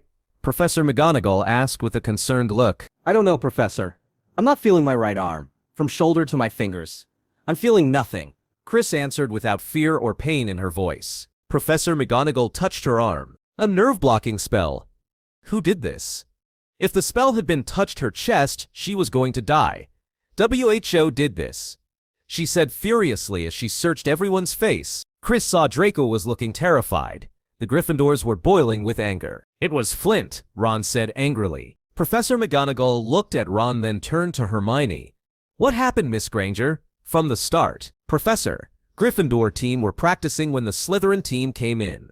We came here to see what's going on, but then Malfoy called Chris. She stopped. It's like she was debating she should say the word or not. A mudblood. Then the Gryffindor team asked them not to insult Chris, but Flint then cast the spell on Chris. As Hermione mentioned the word mudblood, Professor McGonagall looked angrier. Something crossed Professor Snape's eyes, but Chris didn't understand what. Mr. Malfoy, I expect high manner from my each and every student. I will definitely not tolerate this. 20 points from Slytherin for your ill behavior. She glared at Draco. Professor Snape, I request you to check Mr. Flint's wand, and if he is guilty, then I will like to see him in the headmaster's office, she said, looking at Professor Snape. Everyone was speechless again. No one has thought Professor McGonagall will believe this so easily. She was definitely not the kind of teacher who favors her students. I agree with Professor McGonagall, Professor Snape said and held out his hand to Flint. Wand. Flint hesitantly gave the wand. Follow me, Professor Snape said as he left the field, followed by Flint. Professor McGonagall turned to Chris. Why are you all still here? Take Miss Norton to the hospital wing. Hearing this, Ginny, Hermione, and Luna supported Chris and went towards the hospital wing. As they entered the hospital wing, the matron, Madame Pomfrey, rushed towards them. Hermione explained to Madame Pomfrey about what happened to Chris. Madame Pomfrey was clearly very angry. She started treating Chris's hand and informed Chris that after the nerves became normal, it will be painful for hours. As Madame Pomfrey left to see the others, Colin said, Chris, do you think I can take a picture of yours? Everyone looked at him. Chris only now noticed that Colin was there too, and he didn't take any pictures. No, Chris replied flatly, and Colin put down his camera. Are you sure? You are okay? Harry asked. Yeah, pretty sure, Harry. I am not feeling anything in my arm. I just felt a sharp pain when the spell hit me. After that, nothing. Chris answered. She then turned to Luna. Thanks, Luna, for bringing the professors. I didn't think at that time that they'll cast spells in the middle of an argument. It's all right, Chris. I didn't know either, but my mom used to say when your sixth sense tells you something, you should believe it. Luna said, smiling. I think it was a good idea to involve teachers. I don't know what was Flint planning to do next. And that Malfoy, I never thought Professor McGonagall will take house points from him, though it was very rude of him. Hermione said. I was surprised too. That means it really is a very bad word, Harry said. It is, Ron said. Mudblood means bad blood in the wizarding world, Chris said flatly. Mudblood's a really foul name for someone who is muggle-born, or you can say who have non-magic parents. It is considered to be the most insulting thing for a wizard or a witch. You knew? Ron asked. Yeah, I heard it in Diagon Alley. Well, I didn't know the meaning that time. Later, Ginny told me. Chris answered. Someone said this to you in Diagon Alley? Luna asked. No, not directly. They were speaking among them. She sighed. Relax, everyone. I don't feel bad or anything. It will take a lot more than that to break my confidence. Everyone smiled a little. Madame Pomfrey came back with Professor McGonagall. How are you, Miss Norton? Professor McGonagall asked. I feel better, Professor. Chris answered with a smile. Good. Now, Mr. Potter and Mr. Weasley. I have news for you. Professor McGonagall looked at them. You will both do your detentions this evening. What are we doing, Professor? Said Ron nervously. You will be polishing the silver in the trophy room with Mr. Filch, said Professor McGonagall. And no magic elbow grease. Ron gulped. She turned towards Harry. And you, Potter, will be helping Professor Lockhart answer his fan mail. Harry was looking horrified. Oh no. Professor, can I go and do the trophy room too? Certainly not, said Professor McGonagall, raising her eyebrows. Professor Lockhart requested you particularly. 8 o'clock sharp, both of you. She left. Harry gave a hopeless look towards Chris. Now, no need to stay here, you all. Don't disturb her. She needs to recover. Madame Pomfrey said. Colin said bye and left. Luna said she will come after lunch with some interesting books for Chris. Hermione reminded Harry and Ron about their plan to meet Hagrid. Harry looked at back and forth between Ron, Hermione, and Chris for some time. You guys go. I will stay here for a while. Harry said to Ron and Hermione. Ron and Hermione gave Harry a look. He shrugged. Suddenly, Chris saw Ginny leaving the hospital wing silently. What happened to Ginny? Chris asked as she saw Ginny leaving. No idea, Harry said and sat beside Chris's bed. Why didn't you meet Hagrid? I heard you have a good relationship with him. Chris asked. Yes, he is a good friend. It's just I am not in the mood. It's Lockhart, isn't it? Yeah. Did you hear? He specially asked for me. I can clean the trophy room any day over spending time with him. I think Professor McGonagall allowed this because she knew it's going to be difficult for you. You know, it's a punishment after all. Yeah, a real one, Harry said gloomily. Just do what he asked you to. That's it. You will be fine. I hope. Hey, the cakes I brought, I think they are lying on the Quidditch field right now. Both of them laughed. They talked some more before Harry left for lunch. As promised, Luna came after lunch with some interesting books. They talked about magical places and animals. At last, at dinner time, Madame Pomfrey released Chris. As she was walking towards the dormitory, she saw the familiar Slytherin boy. Hey, she called and stopped in front of him. What do you want? He stopped walking. Well, I just wanted to say thanks for saving me. Chris answered with a smile. I don't know, what are you talking about? He tried to leave. But I saw you, Chris said, blocking his path. I saw you in the Quidditch field. You were… Fine. You have eyes like a hawk, I guess? He looked at her. Don't mention it. I meant it. Not to a single soul. Got it. Chris nodded. Wait! I also wanted to ask, why did you help me? If I knew that you would be so annoying, then I wouldn't have saved you. Listen, don't think just because you helped me, I will not talk back, Chris said with an annoyed look. Can't you just stop being so mysterious? At least tell me, who are you? I like to be anonymous, but if in return of my name you can stop bothering me, then fine. Jason, he said and walked away. Just one more question, Chris said, following him. You're the first year too, like me. Then how do you know that spell? I mean, what I have to do if I want to learn that kind of spells? Go to the library and stop following me, he said without stopping or turning to her. Chris stopped and he disappeared around the corner. Rude, Chris went back to her way towards the Gryffindor Tower. The Gryffindor common room was empty like her room. Everyone was at the Great Hall for dinner. She was not in the mood of eating, so she changed into her sleepwear and fell on her bed. Her arm was still painful. Madame Pomfrey said that it will take at least one night to neutralize the pain completely. After a few hours of sleep, Chris started having a weird dream. The vision was not clear, but she heard the voices very clearly. Two men were arguing about something and a lady was trying to calm them down, but the argument was getting intense. She didn't understand the reason for that argument, but at last both men took out their wands and pointed at each other. Chris woke up and started breathing heavily. She looked around and saw it was early morning. Ginny and the other two girls were asleep on their bed. She couldn't sleep anymore. She got up, took a shower, then left the room with Leon on her shoulder. She was walking around the castle when she found a path which led to the Black Lake. She went towards the lake and sat on the grass. Leon started flying near her. Watching the lake somehow felt peaceful. Her nerves calmed down. Then she blamed the fight with the Slytherins for that kind of dream.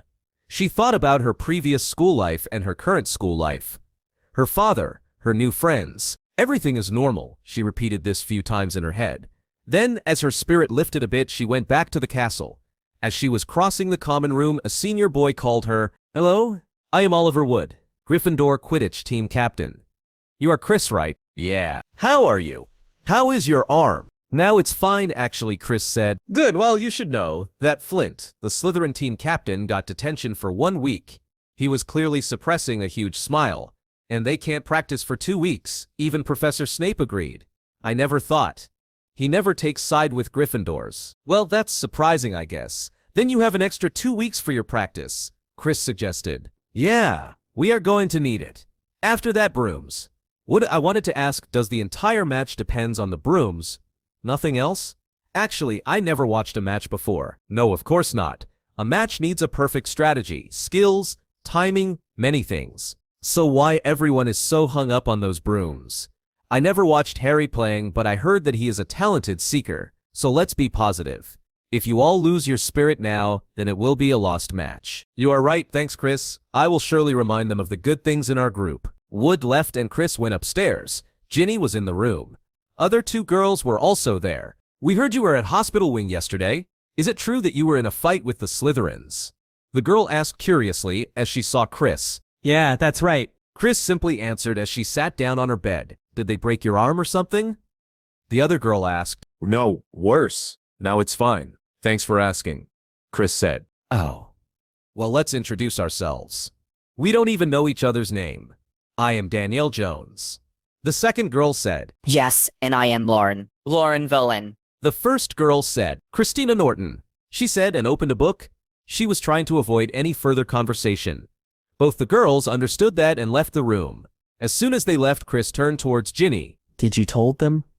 Chris asked. No words travel fast in Hogwarts. Maybe Fred and George did. Ginny replied flatly. Oh, forget that. What's up with you? Chris said. Nothing. I'm just trying to read, Ginny said as she opened a book. Great. I was thinking about visiting the library today. We can go together, Chris said, smiling. She wanted to ask about yesterday but was waiting for the right time. No, I can't. I am not in the mood, Ginny said without looking at her. Ginny, are you okay? I mean, a small headache, Chris. I will be fine. I want to be alone. Okay, take care. Chris understood Ginny needs alone time, so she didn't say anything. No matter what, Chris never wanted to push Ginny for anything. Chris left the room. She went to the Great Hall alone and didn't find Luna or Colin. Even Harry or Hermione wasn't there. Chris ate breakfast as soon as possible. Then she went to the library. The library was huge. There were countless books. She started looking into the spell books section. She found many useful spells and noted them down, but soon she realized that learning them wasn't going to be easy. She started to look at a different section when she heard some whispers coming from the other side. The voices were very familiar. She peeked around and saw Harry, Ron, and Hermione. What? You heard some kind of voices but Professor Lockhart didn't? Hermione whispered furiously. Yes, Harry whispered back. Really? Chris said, and the three of them jumped up from their sits. Chris? Hermione said. Yeah. What happened? She came closer to them. What are you doing here? Is Ginny with you? She didn't hear us, did she? Ron asked, looking around. No. She is not here. I am alone, Chris replied. Hermione shifted, and Chris sat beside her. I asked them to not be loud.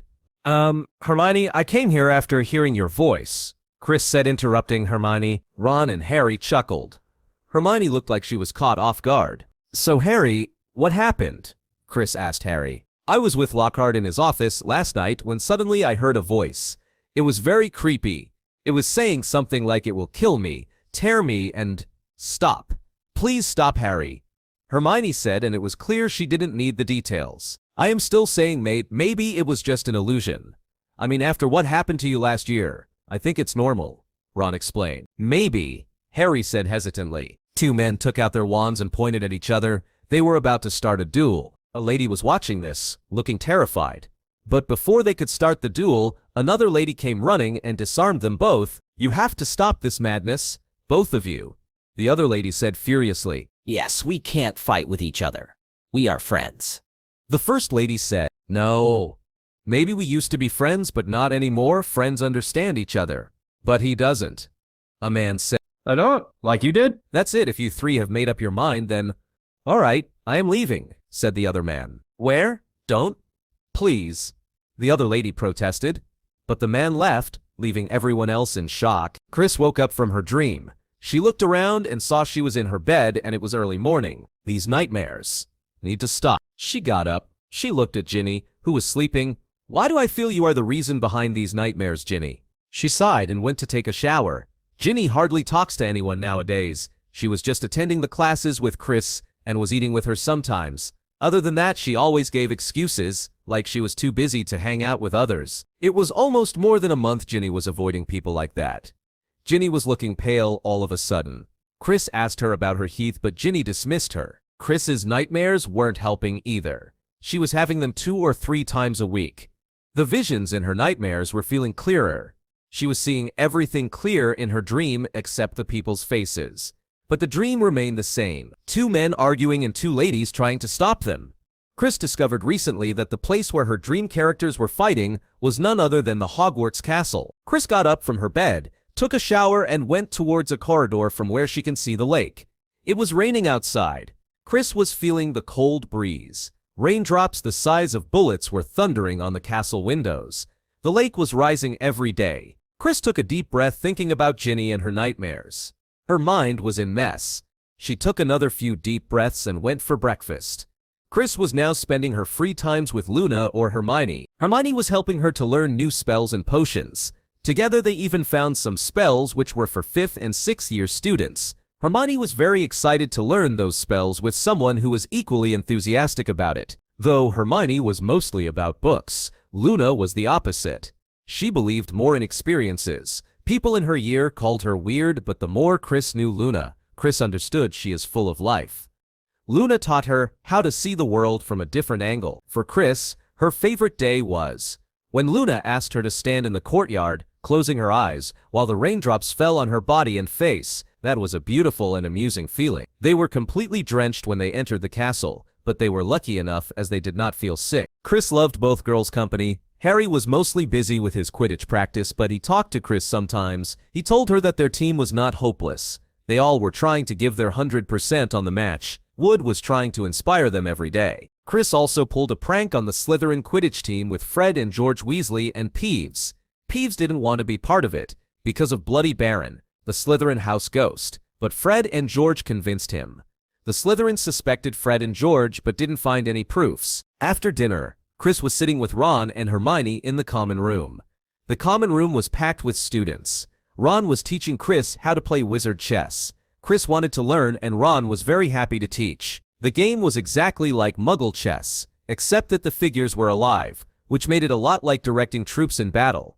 Ron was very good at that game because the set belonged to his grandfather, so Ron knew the chessmen so well, he never had trouble getting them to do what he wanted. Ron informed Chris that usually, the chessmen didn't trust the player immediately, so she needs to have patience. While Chris played with Ron, Hermione was reading a book. Chris noticed that the chessmen weren't sure at first, but slowly they were trusting Chris and following her orders without any hesitation.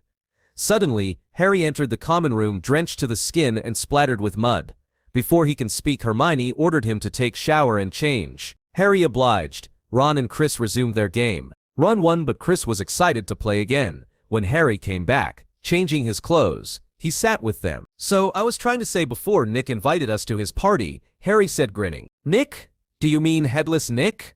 He is throwing a party?" Ron asked with a confused look. "Yes, it's his Death Day party. He invited you, me, and Hermione." Harry answered, then looked at Chris. "Chris, you can also come with us." "Well, I don't know. He really didn't invite me. Don't you think it will be rude?" Chris asked. "No, of course not. He asked me to bring my friends. And you are my friend," Harry said with a big smile. "Yes, Chris, and I bet there aren't many living people who can say they have been to a Death Day party. It'll be fascinating. We should go," Hermione said. "But why would anyone want to celebrate the day they died? Sounds dead depressing to me," said Ron. "I am with Ron on this one. It really sounds depressing," Chris replied. "Well, Nick saved me from Filch and I promised to help him about the Headless Hunt thing, so I have to go," Harry said with a sad tone. "He saved you from Filch?" Hermione asked. "Now what is Headless Hunt?" Chris asked at the same time. Headless Hunt is some kind of game for headless ghosts. Nick was very upset that he was not selected to play. That's why he wanted me to join his Death Day party and so that I can say a few words about him to a ghost. Maybe then they'll consider to select him," he said, looking at Chris and then turned towards Hermione. "And yes, Filch took me to his office because of the mud. Nick saved me. But do you know I found something interesting at his office?" There was a letter. Before Harry could finish, a loud applaud interrupted them. They all looked toward the place where Fred and George were surrounded by many students. Suddenly they saw a salamander whizzed into the air, emitting loud sparks and bangs as it whirled wildly round the room. Percy furiously started scolding Fred and George, at least he tried to. There was a spectacular display of tangerine stars showering from the salamander's mouth, then its escape into the fire, with accompanying explosions. Percy's voice was slowly lost in the laughing and clapping sound in the common room. This also laughed, but she just realized how much she was missing Ginny and watching this with her. Soon the Halloween arrived. The Death Day party was on the same day as Halloween. Chris really didn't want to miss her first Halloween feast in Hogwarts, and after seeing the decorations it was more difficult. Harry also tried to change the plan, but Hermione reminded everyone that a promise is a promise and they should keep it. So at 7 o'clock in the evening, they decided to meet in the common room. Chris was about to leave her room when Ginny called, "Chris?" Chris was very surprised. She stopped and looked at Ginny. "Do you want to go to the feast together?" Ginny asked uncertainly. Chris's face fell. She was waiting for Ginny to talk to her, but now what should she do? She already promised Harry. She sighed. Ginny, actually, I am not going to the feast. I am going to Nick's Death Day party. Harry invited me." As Chris answered, she saw Ginny's pale face was looking paler. She hurriedly added, "I am so sorry, Ginny. I will make it up to you." "No need. Go," Ginny said as she turned her back towards Chris. "Ginny?" Chris was hurt, but she thought that she had hurt Ginny more. She called her name again and tried to reach her, but Ginny took a book from her bed and ran out. Chris didn't understand what just happened. Her brain was repeating only one thing. Did she hurt her that much? Did she take the right decision? Confused and hurt, she went downstairs. Harry was standing in the common room alone. "Ron will be here in a minute," he said, and then noticed the look on Chris's face. "Chris, are you okay?" Chris didn't hear him. She was looking at the floor distracted. "Chris?" Harry touched her shoulder. Startled, she looked at him. Were you saying something? Chris asked. What happened? Harry asked. Chris didn't know how to explain. Ginny. It's Ginny. I think she is upset about something and I made her more upset. I don't think I am a good friend, Harry. Her voice cracked at the last line. She remembered her previous friends from her Muggle school and her chest hurt. Harry was looking at her, surprised. She never showed any sign of pain in front of anyone before, not even when her arm was cursed. Harry didn't understand what should he do. He just gripped her shoulder tightly and said, "That's not right, Chris. You are a great friend. Ron and Hermione fight too, but that doesn't mean they are not good friends. They are my best friends. You and Ginny will be fine. Don't worry." I hope, Chris sighed. I just want her to be fine.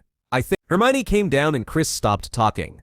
She took a few breaths to calm down. Chris, Harry, Ron, and Hermione walked straight past the doorway to the packed Great Hall, which was glittering invitingly with gold plates and candles, and directed their steps instead toward the dungeons. The passageway leading to nearly Headless Nick's party had been lined with candles too, though the effect was far from cheerful. These were long, thin, jet-black tapers, all burning bright blue, casting a dim, ghostly light even over their own living faces. The temperature dropped with every step they took.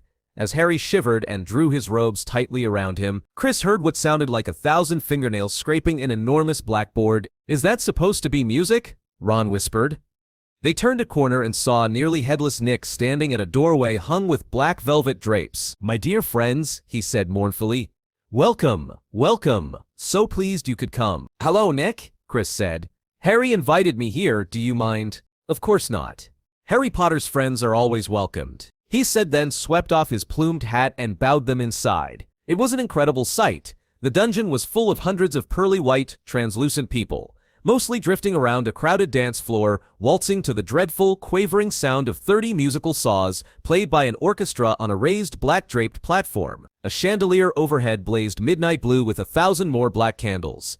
Their breath rose in a mist before them. It was like stepping into a freezer. Shall we have a look around? Harry suggested, wanting to warm up his feet. Careful not to walk through anyone, said Ron nervously.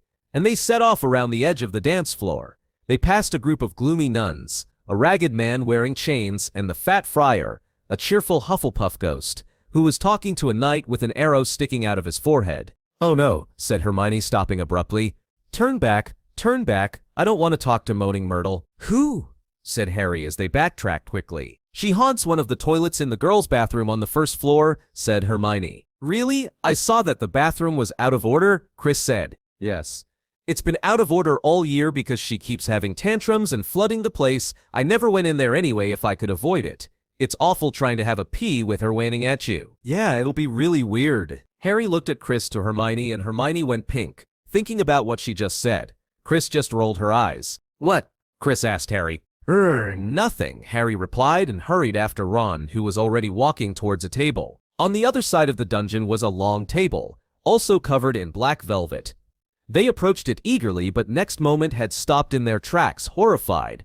The smell was quite disgusting. Large rotten fish was laid on handsome silver platters. Cakes burned charcoal black were heaped on salvers. There was a great maggoty haggis, a slab of cheese covered in furry green mold, and in pride of place, an enormous grey cake in the shape of a tombstone, with tar-like icing forming the words, Sir Nicholas de Minzy Orpington, DID 31st October. Chris watched, amazed, as a portly ghost approached the table, crouched low, and walked through it, his mouth held wide so that it passed through one of the stinking salmon. Can you taste it if you walk through it? Harry asked him. Almost, said the ghost sadly, and he drifted away. Okay, so, right now, I'm really regretting this, Chris said, looking at the food. I just missed my first Halloween feast. I'm really hungry, you know. Me too. Ron sighed. Can we move?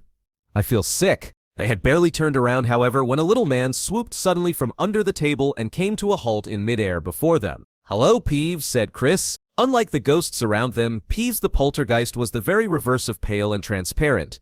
He was wearing a bright orange party hat, a revolving bow tie, and a broad grin on his wide, wicked face. Nibbles? He said sweetly, offering them a bowl of peanuts covered in fungus. No thanks, said Hermione. Heard you talking about poor Myrtle, said Peeves, his eyes dancing. Rude you was about poor Myrtle. He took a deep breath and bellowed, Oh, I. Myrtle. Oh no, Peeves, don't tell her what I said. She'll be really upset, Hermione whispered frantically. I didn't mean it. I don't mind her. Hello, Myrtle. The squat ghost of a girl had glided over. She had the glummest face Chris had ever seen, half hidden behind lank hair and thick, pearly spectacles. What? She said sulkily. How are you, Myrtle? Said Hermione in a falsely bright voice. It's nice to see you out of the toilet. Hello, Myrtle, Chris said quickly. I'm Christina Norton. Nice to meet you. Myrtle sniffed. Miss Granger and Miss Norton, here was just talking about you, said Peeves slyly in Myrtle's ear. Hermione frantically looked at Chris, who smiled at Myrtle. About the ghosts' Hogwarts houses, which house you were in? Myrtle? Chris asked politely. Meh? Myrtle looked slightly surprised, then stopped sniffing and said proudly, Ravenclaw. Why? Oh, that's great, Hermione said. I didn't know. We were just curious, Chris said. So I guess you must be really smart. You're making fun of me, she said, suddenly silver tears welling rapidly in her small see-through eyes. Of course not, Myrtle, Chris replied seriously. It's my first time meeting you. Why would I do that? Really? Myrtle stopped crying but still looked suspicious. Honestly, Hermione added. Well, people don't usually call me smart, Myrtle said. Right, that call you fat Myrtle. Ugly Myrtle. Miserable, moaning, moping Myrtle. Pimply Myrtle, Peeves hissed in her ear. Moaning Myrtle burst into anguished sobs and fled from the dungeon. Peeves shot after her, pelting her with moldy peanuts, yelling, Pimply!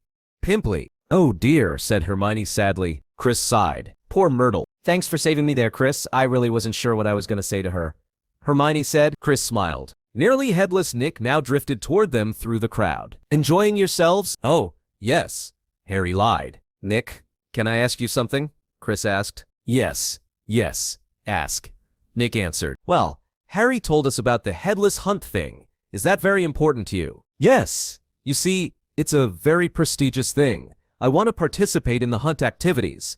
However, according to Sir Patrick Delaney Podmore, I don't fulfill the requirement for huntsmen because of half an inch of skin in my neck, Nick said furiously. Oh, Hermione gave a confused it's a good thing or a bad thing look. Nick sighed. That is why I want Mr. Potter to mention in front of Sir Patrick how very frightening and impressive he finds me.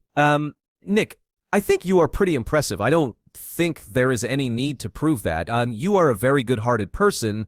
Ghost, Chris said, and Nick smiled broadly. Suddenly, the orchestra stopped playing and everyone else in the dungeon was looking around in excitement as a hunting horn sounded. Oh, here we go, said nearly headless Nick bitterly. Chris, Harry, Ron, and Hermione also looked around. Through the dungeon wall burst a dozen ghost horses, each ridden by a headless horseman. The assembly clapped wildly. Harry started to clap too, but Chris nudged him and pointed at Nick's expression, which was not so good. Harry abruptly stopped clapping. The horses galloped into the middle of the dance floor and halted, rearing and plunging.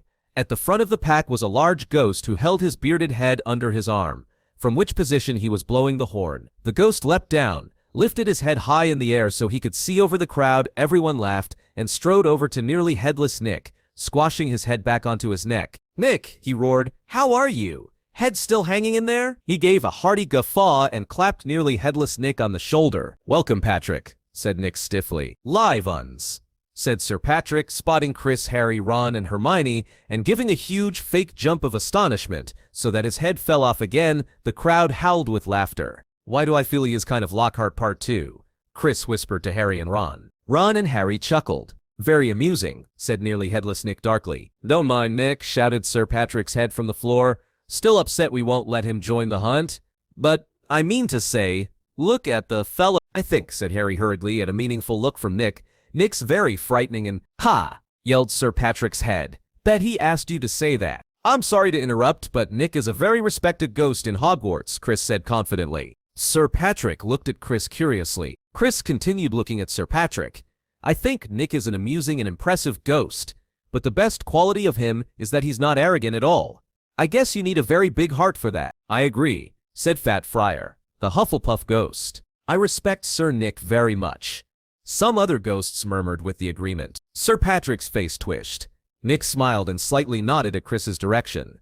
Chris smiled back. I think our work here is done. Let's leave. I am starving, she said to Harry, Ron, and Hermione. They nodded and left the dungeon. Pudding might not be finished yet, said Ron hopefully, leading the way toward the steps to the entrance hall. Suddenly Harry stumbled to a halt, clutching at the stone wall, looking around, squinting up and down the dimly lit passageway. Harry, what are you at? Ron asked. It's that voice again, Shut up a minute. Harry leaned towards the wall. Listen. Ron and Hermione froze, watching him. Chris raised an eyebrow and tried to listen if there was any voice, but there was nothing. She watched Harry's expression and saw it was a mixture of fear and excitement as he stared at the dark ceiling. Harry, is that voice coming from up there? Chris asked. No, it's going up. This way, he shouted, and he began to run up the stairs into the entrance hall. Chris, Hermione, and Ron followed him. It was no good hoping to hear anything near the entrance hall. The babble of talk from the Halloween feast was echoing out of the great hall. Harry sprinted up the marble staircase to the first floor. Harry, what are we? Hermione tried to stop him. SH. Harry wasn't in the mood of listening. It's going to kill someone, he shouted. Chris froze for a moment. Are we following a killer? Chris understood she needs to stop that craziness before things go out of hand. Harry ran up the next flight of steps 3 at a time. Chris skipped the stairs fast and came in front of Harry. Harry almost collided with her. Chris, what are you? Said Harry. Harry, everyone is at the feast. Only we are here, and only you can hear that voice. Have you thought it can be a trap? Maybe the voice is trying to get you alone and kill you. Chris said angrily. Harry looked at her, dumbstruck, realizing her words could be true. He looked back at Hermione and Ron, who were sweating and breathing heavily behind him. No one of you heard the voice? Harry asked them. Both Ron and Hermione shook their heads. I think Chris is right, added Hermione. But, if it kills someone? Harry tried to protest, looking at Chris. Do you think you can stop it? Chris said, raising her eyebrows. And if something goes wrong, are you ready to sacrifice your friend's life to that killer? Harry looked at Ron's and Hermione's bewildered faces and Chris's face. I don't know. Harry hung his head. Suddenly, a rumble as though of distant thunder told them that the feast had just ended. They heard the sound of hundreds of feet climbing the stairs and the loud, happy talk of well-fed people. Chris touched Harry's shoulder. It's okay. Sometimes you need to let things go for good, Chris said as Harry looked at her. Harry sighed. They started to make their way towards their dormitory when they heard a shrieking sound from the corridor where they were heading before. The 4 of them looked at each other, all looking tensed. They ran towards the sound, went into the last passage. Everyone was crowded over something in the middle. They made their way to the front. Something was shining on the wall ahead. Then they saw foot-high words had been daubed on the wall between 2 windows, shimmering in the light cast by the flaming torches. The Chamber of Secrets has been opened. Enemies of the air, beware. What's that thing hanging underneath? Said Ron. A slight quiver in his voice. As they edged nearer, Harry almost slipped. There was a large puddle of water on the floor.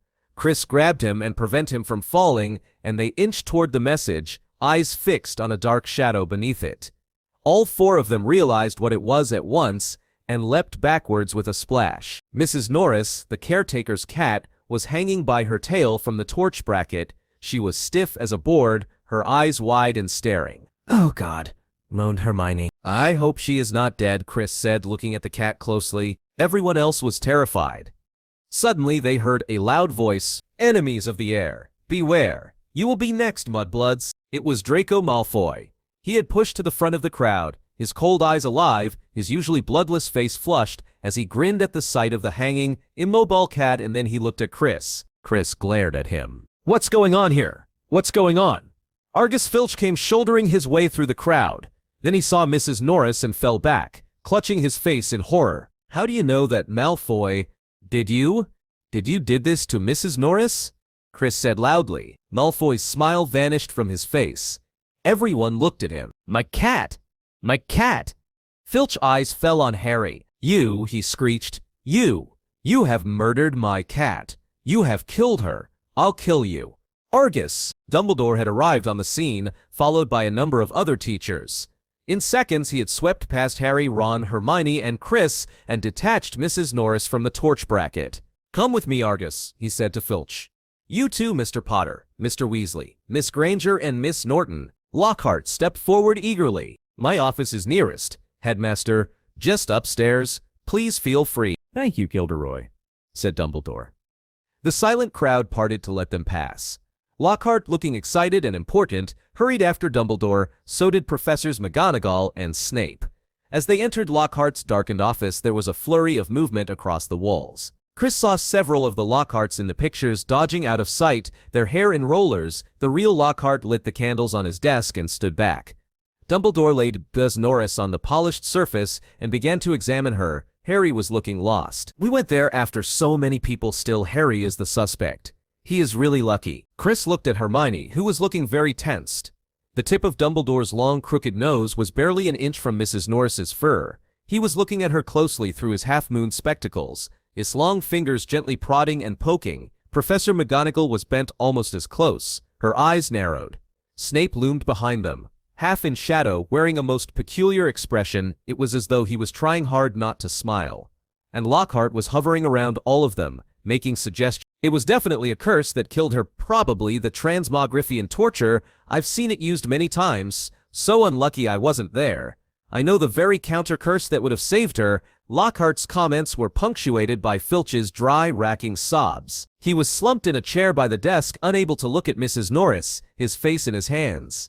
Chris felt bad. Is she really a dead professor? I mean, she can be just stunned too, couldn't she? Hearing Chris, Filch looked at her with hope in his eyes. He looked back to Mrs. Norris. No, Miss Norton. I'm sorry, but she is dead, Lockhart said with a sad smile, like he was laughing on Chris's naive thoughts.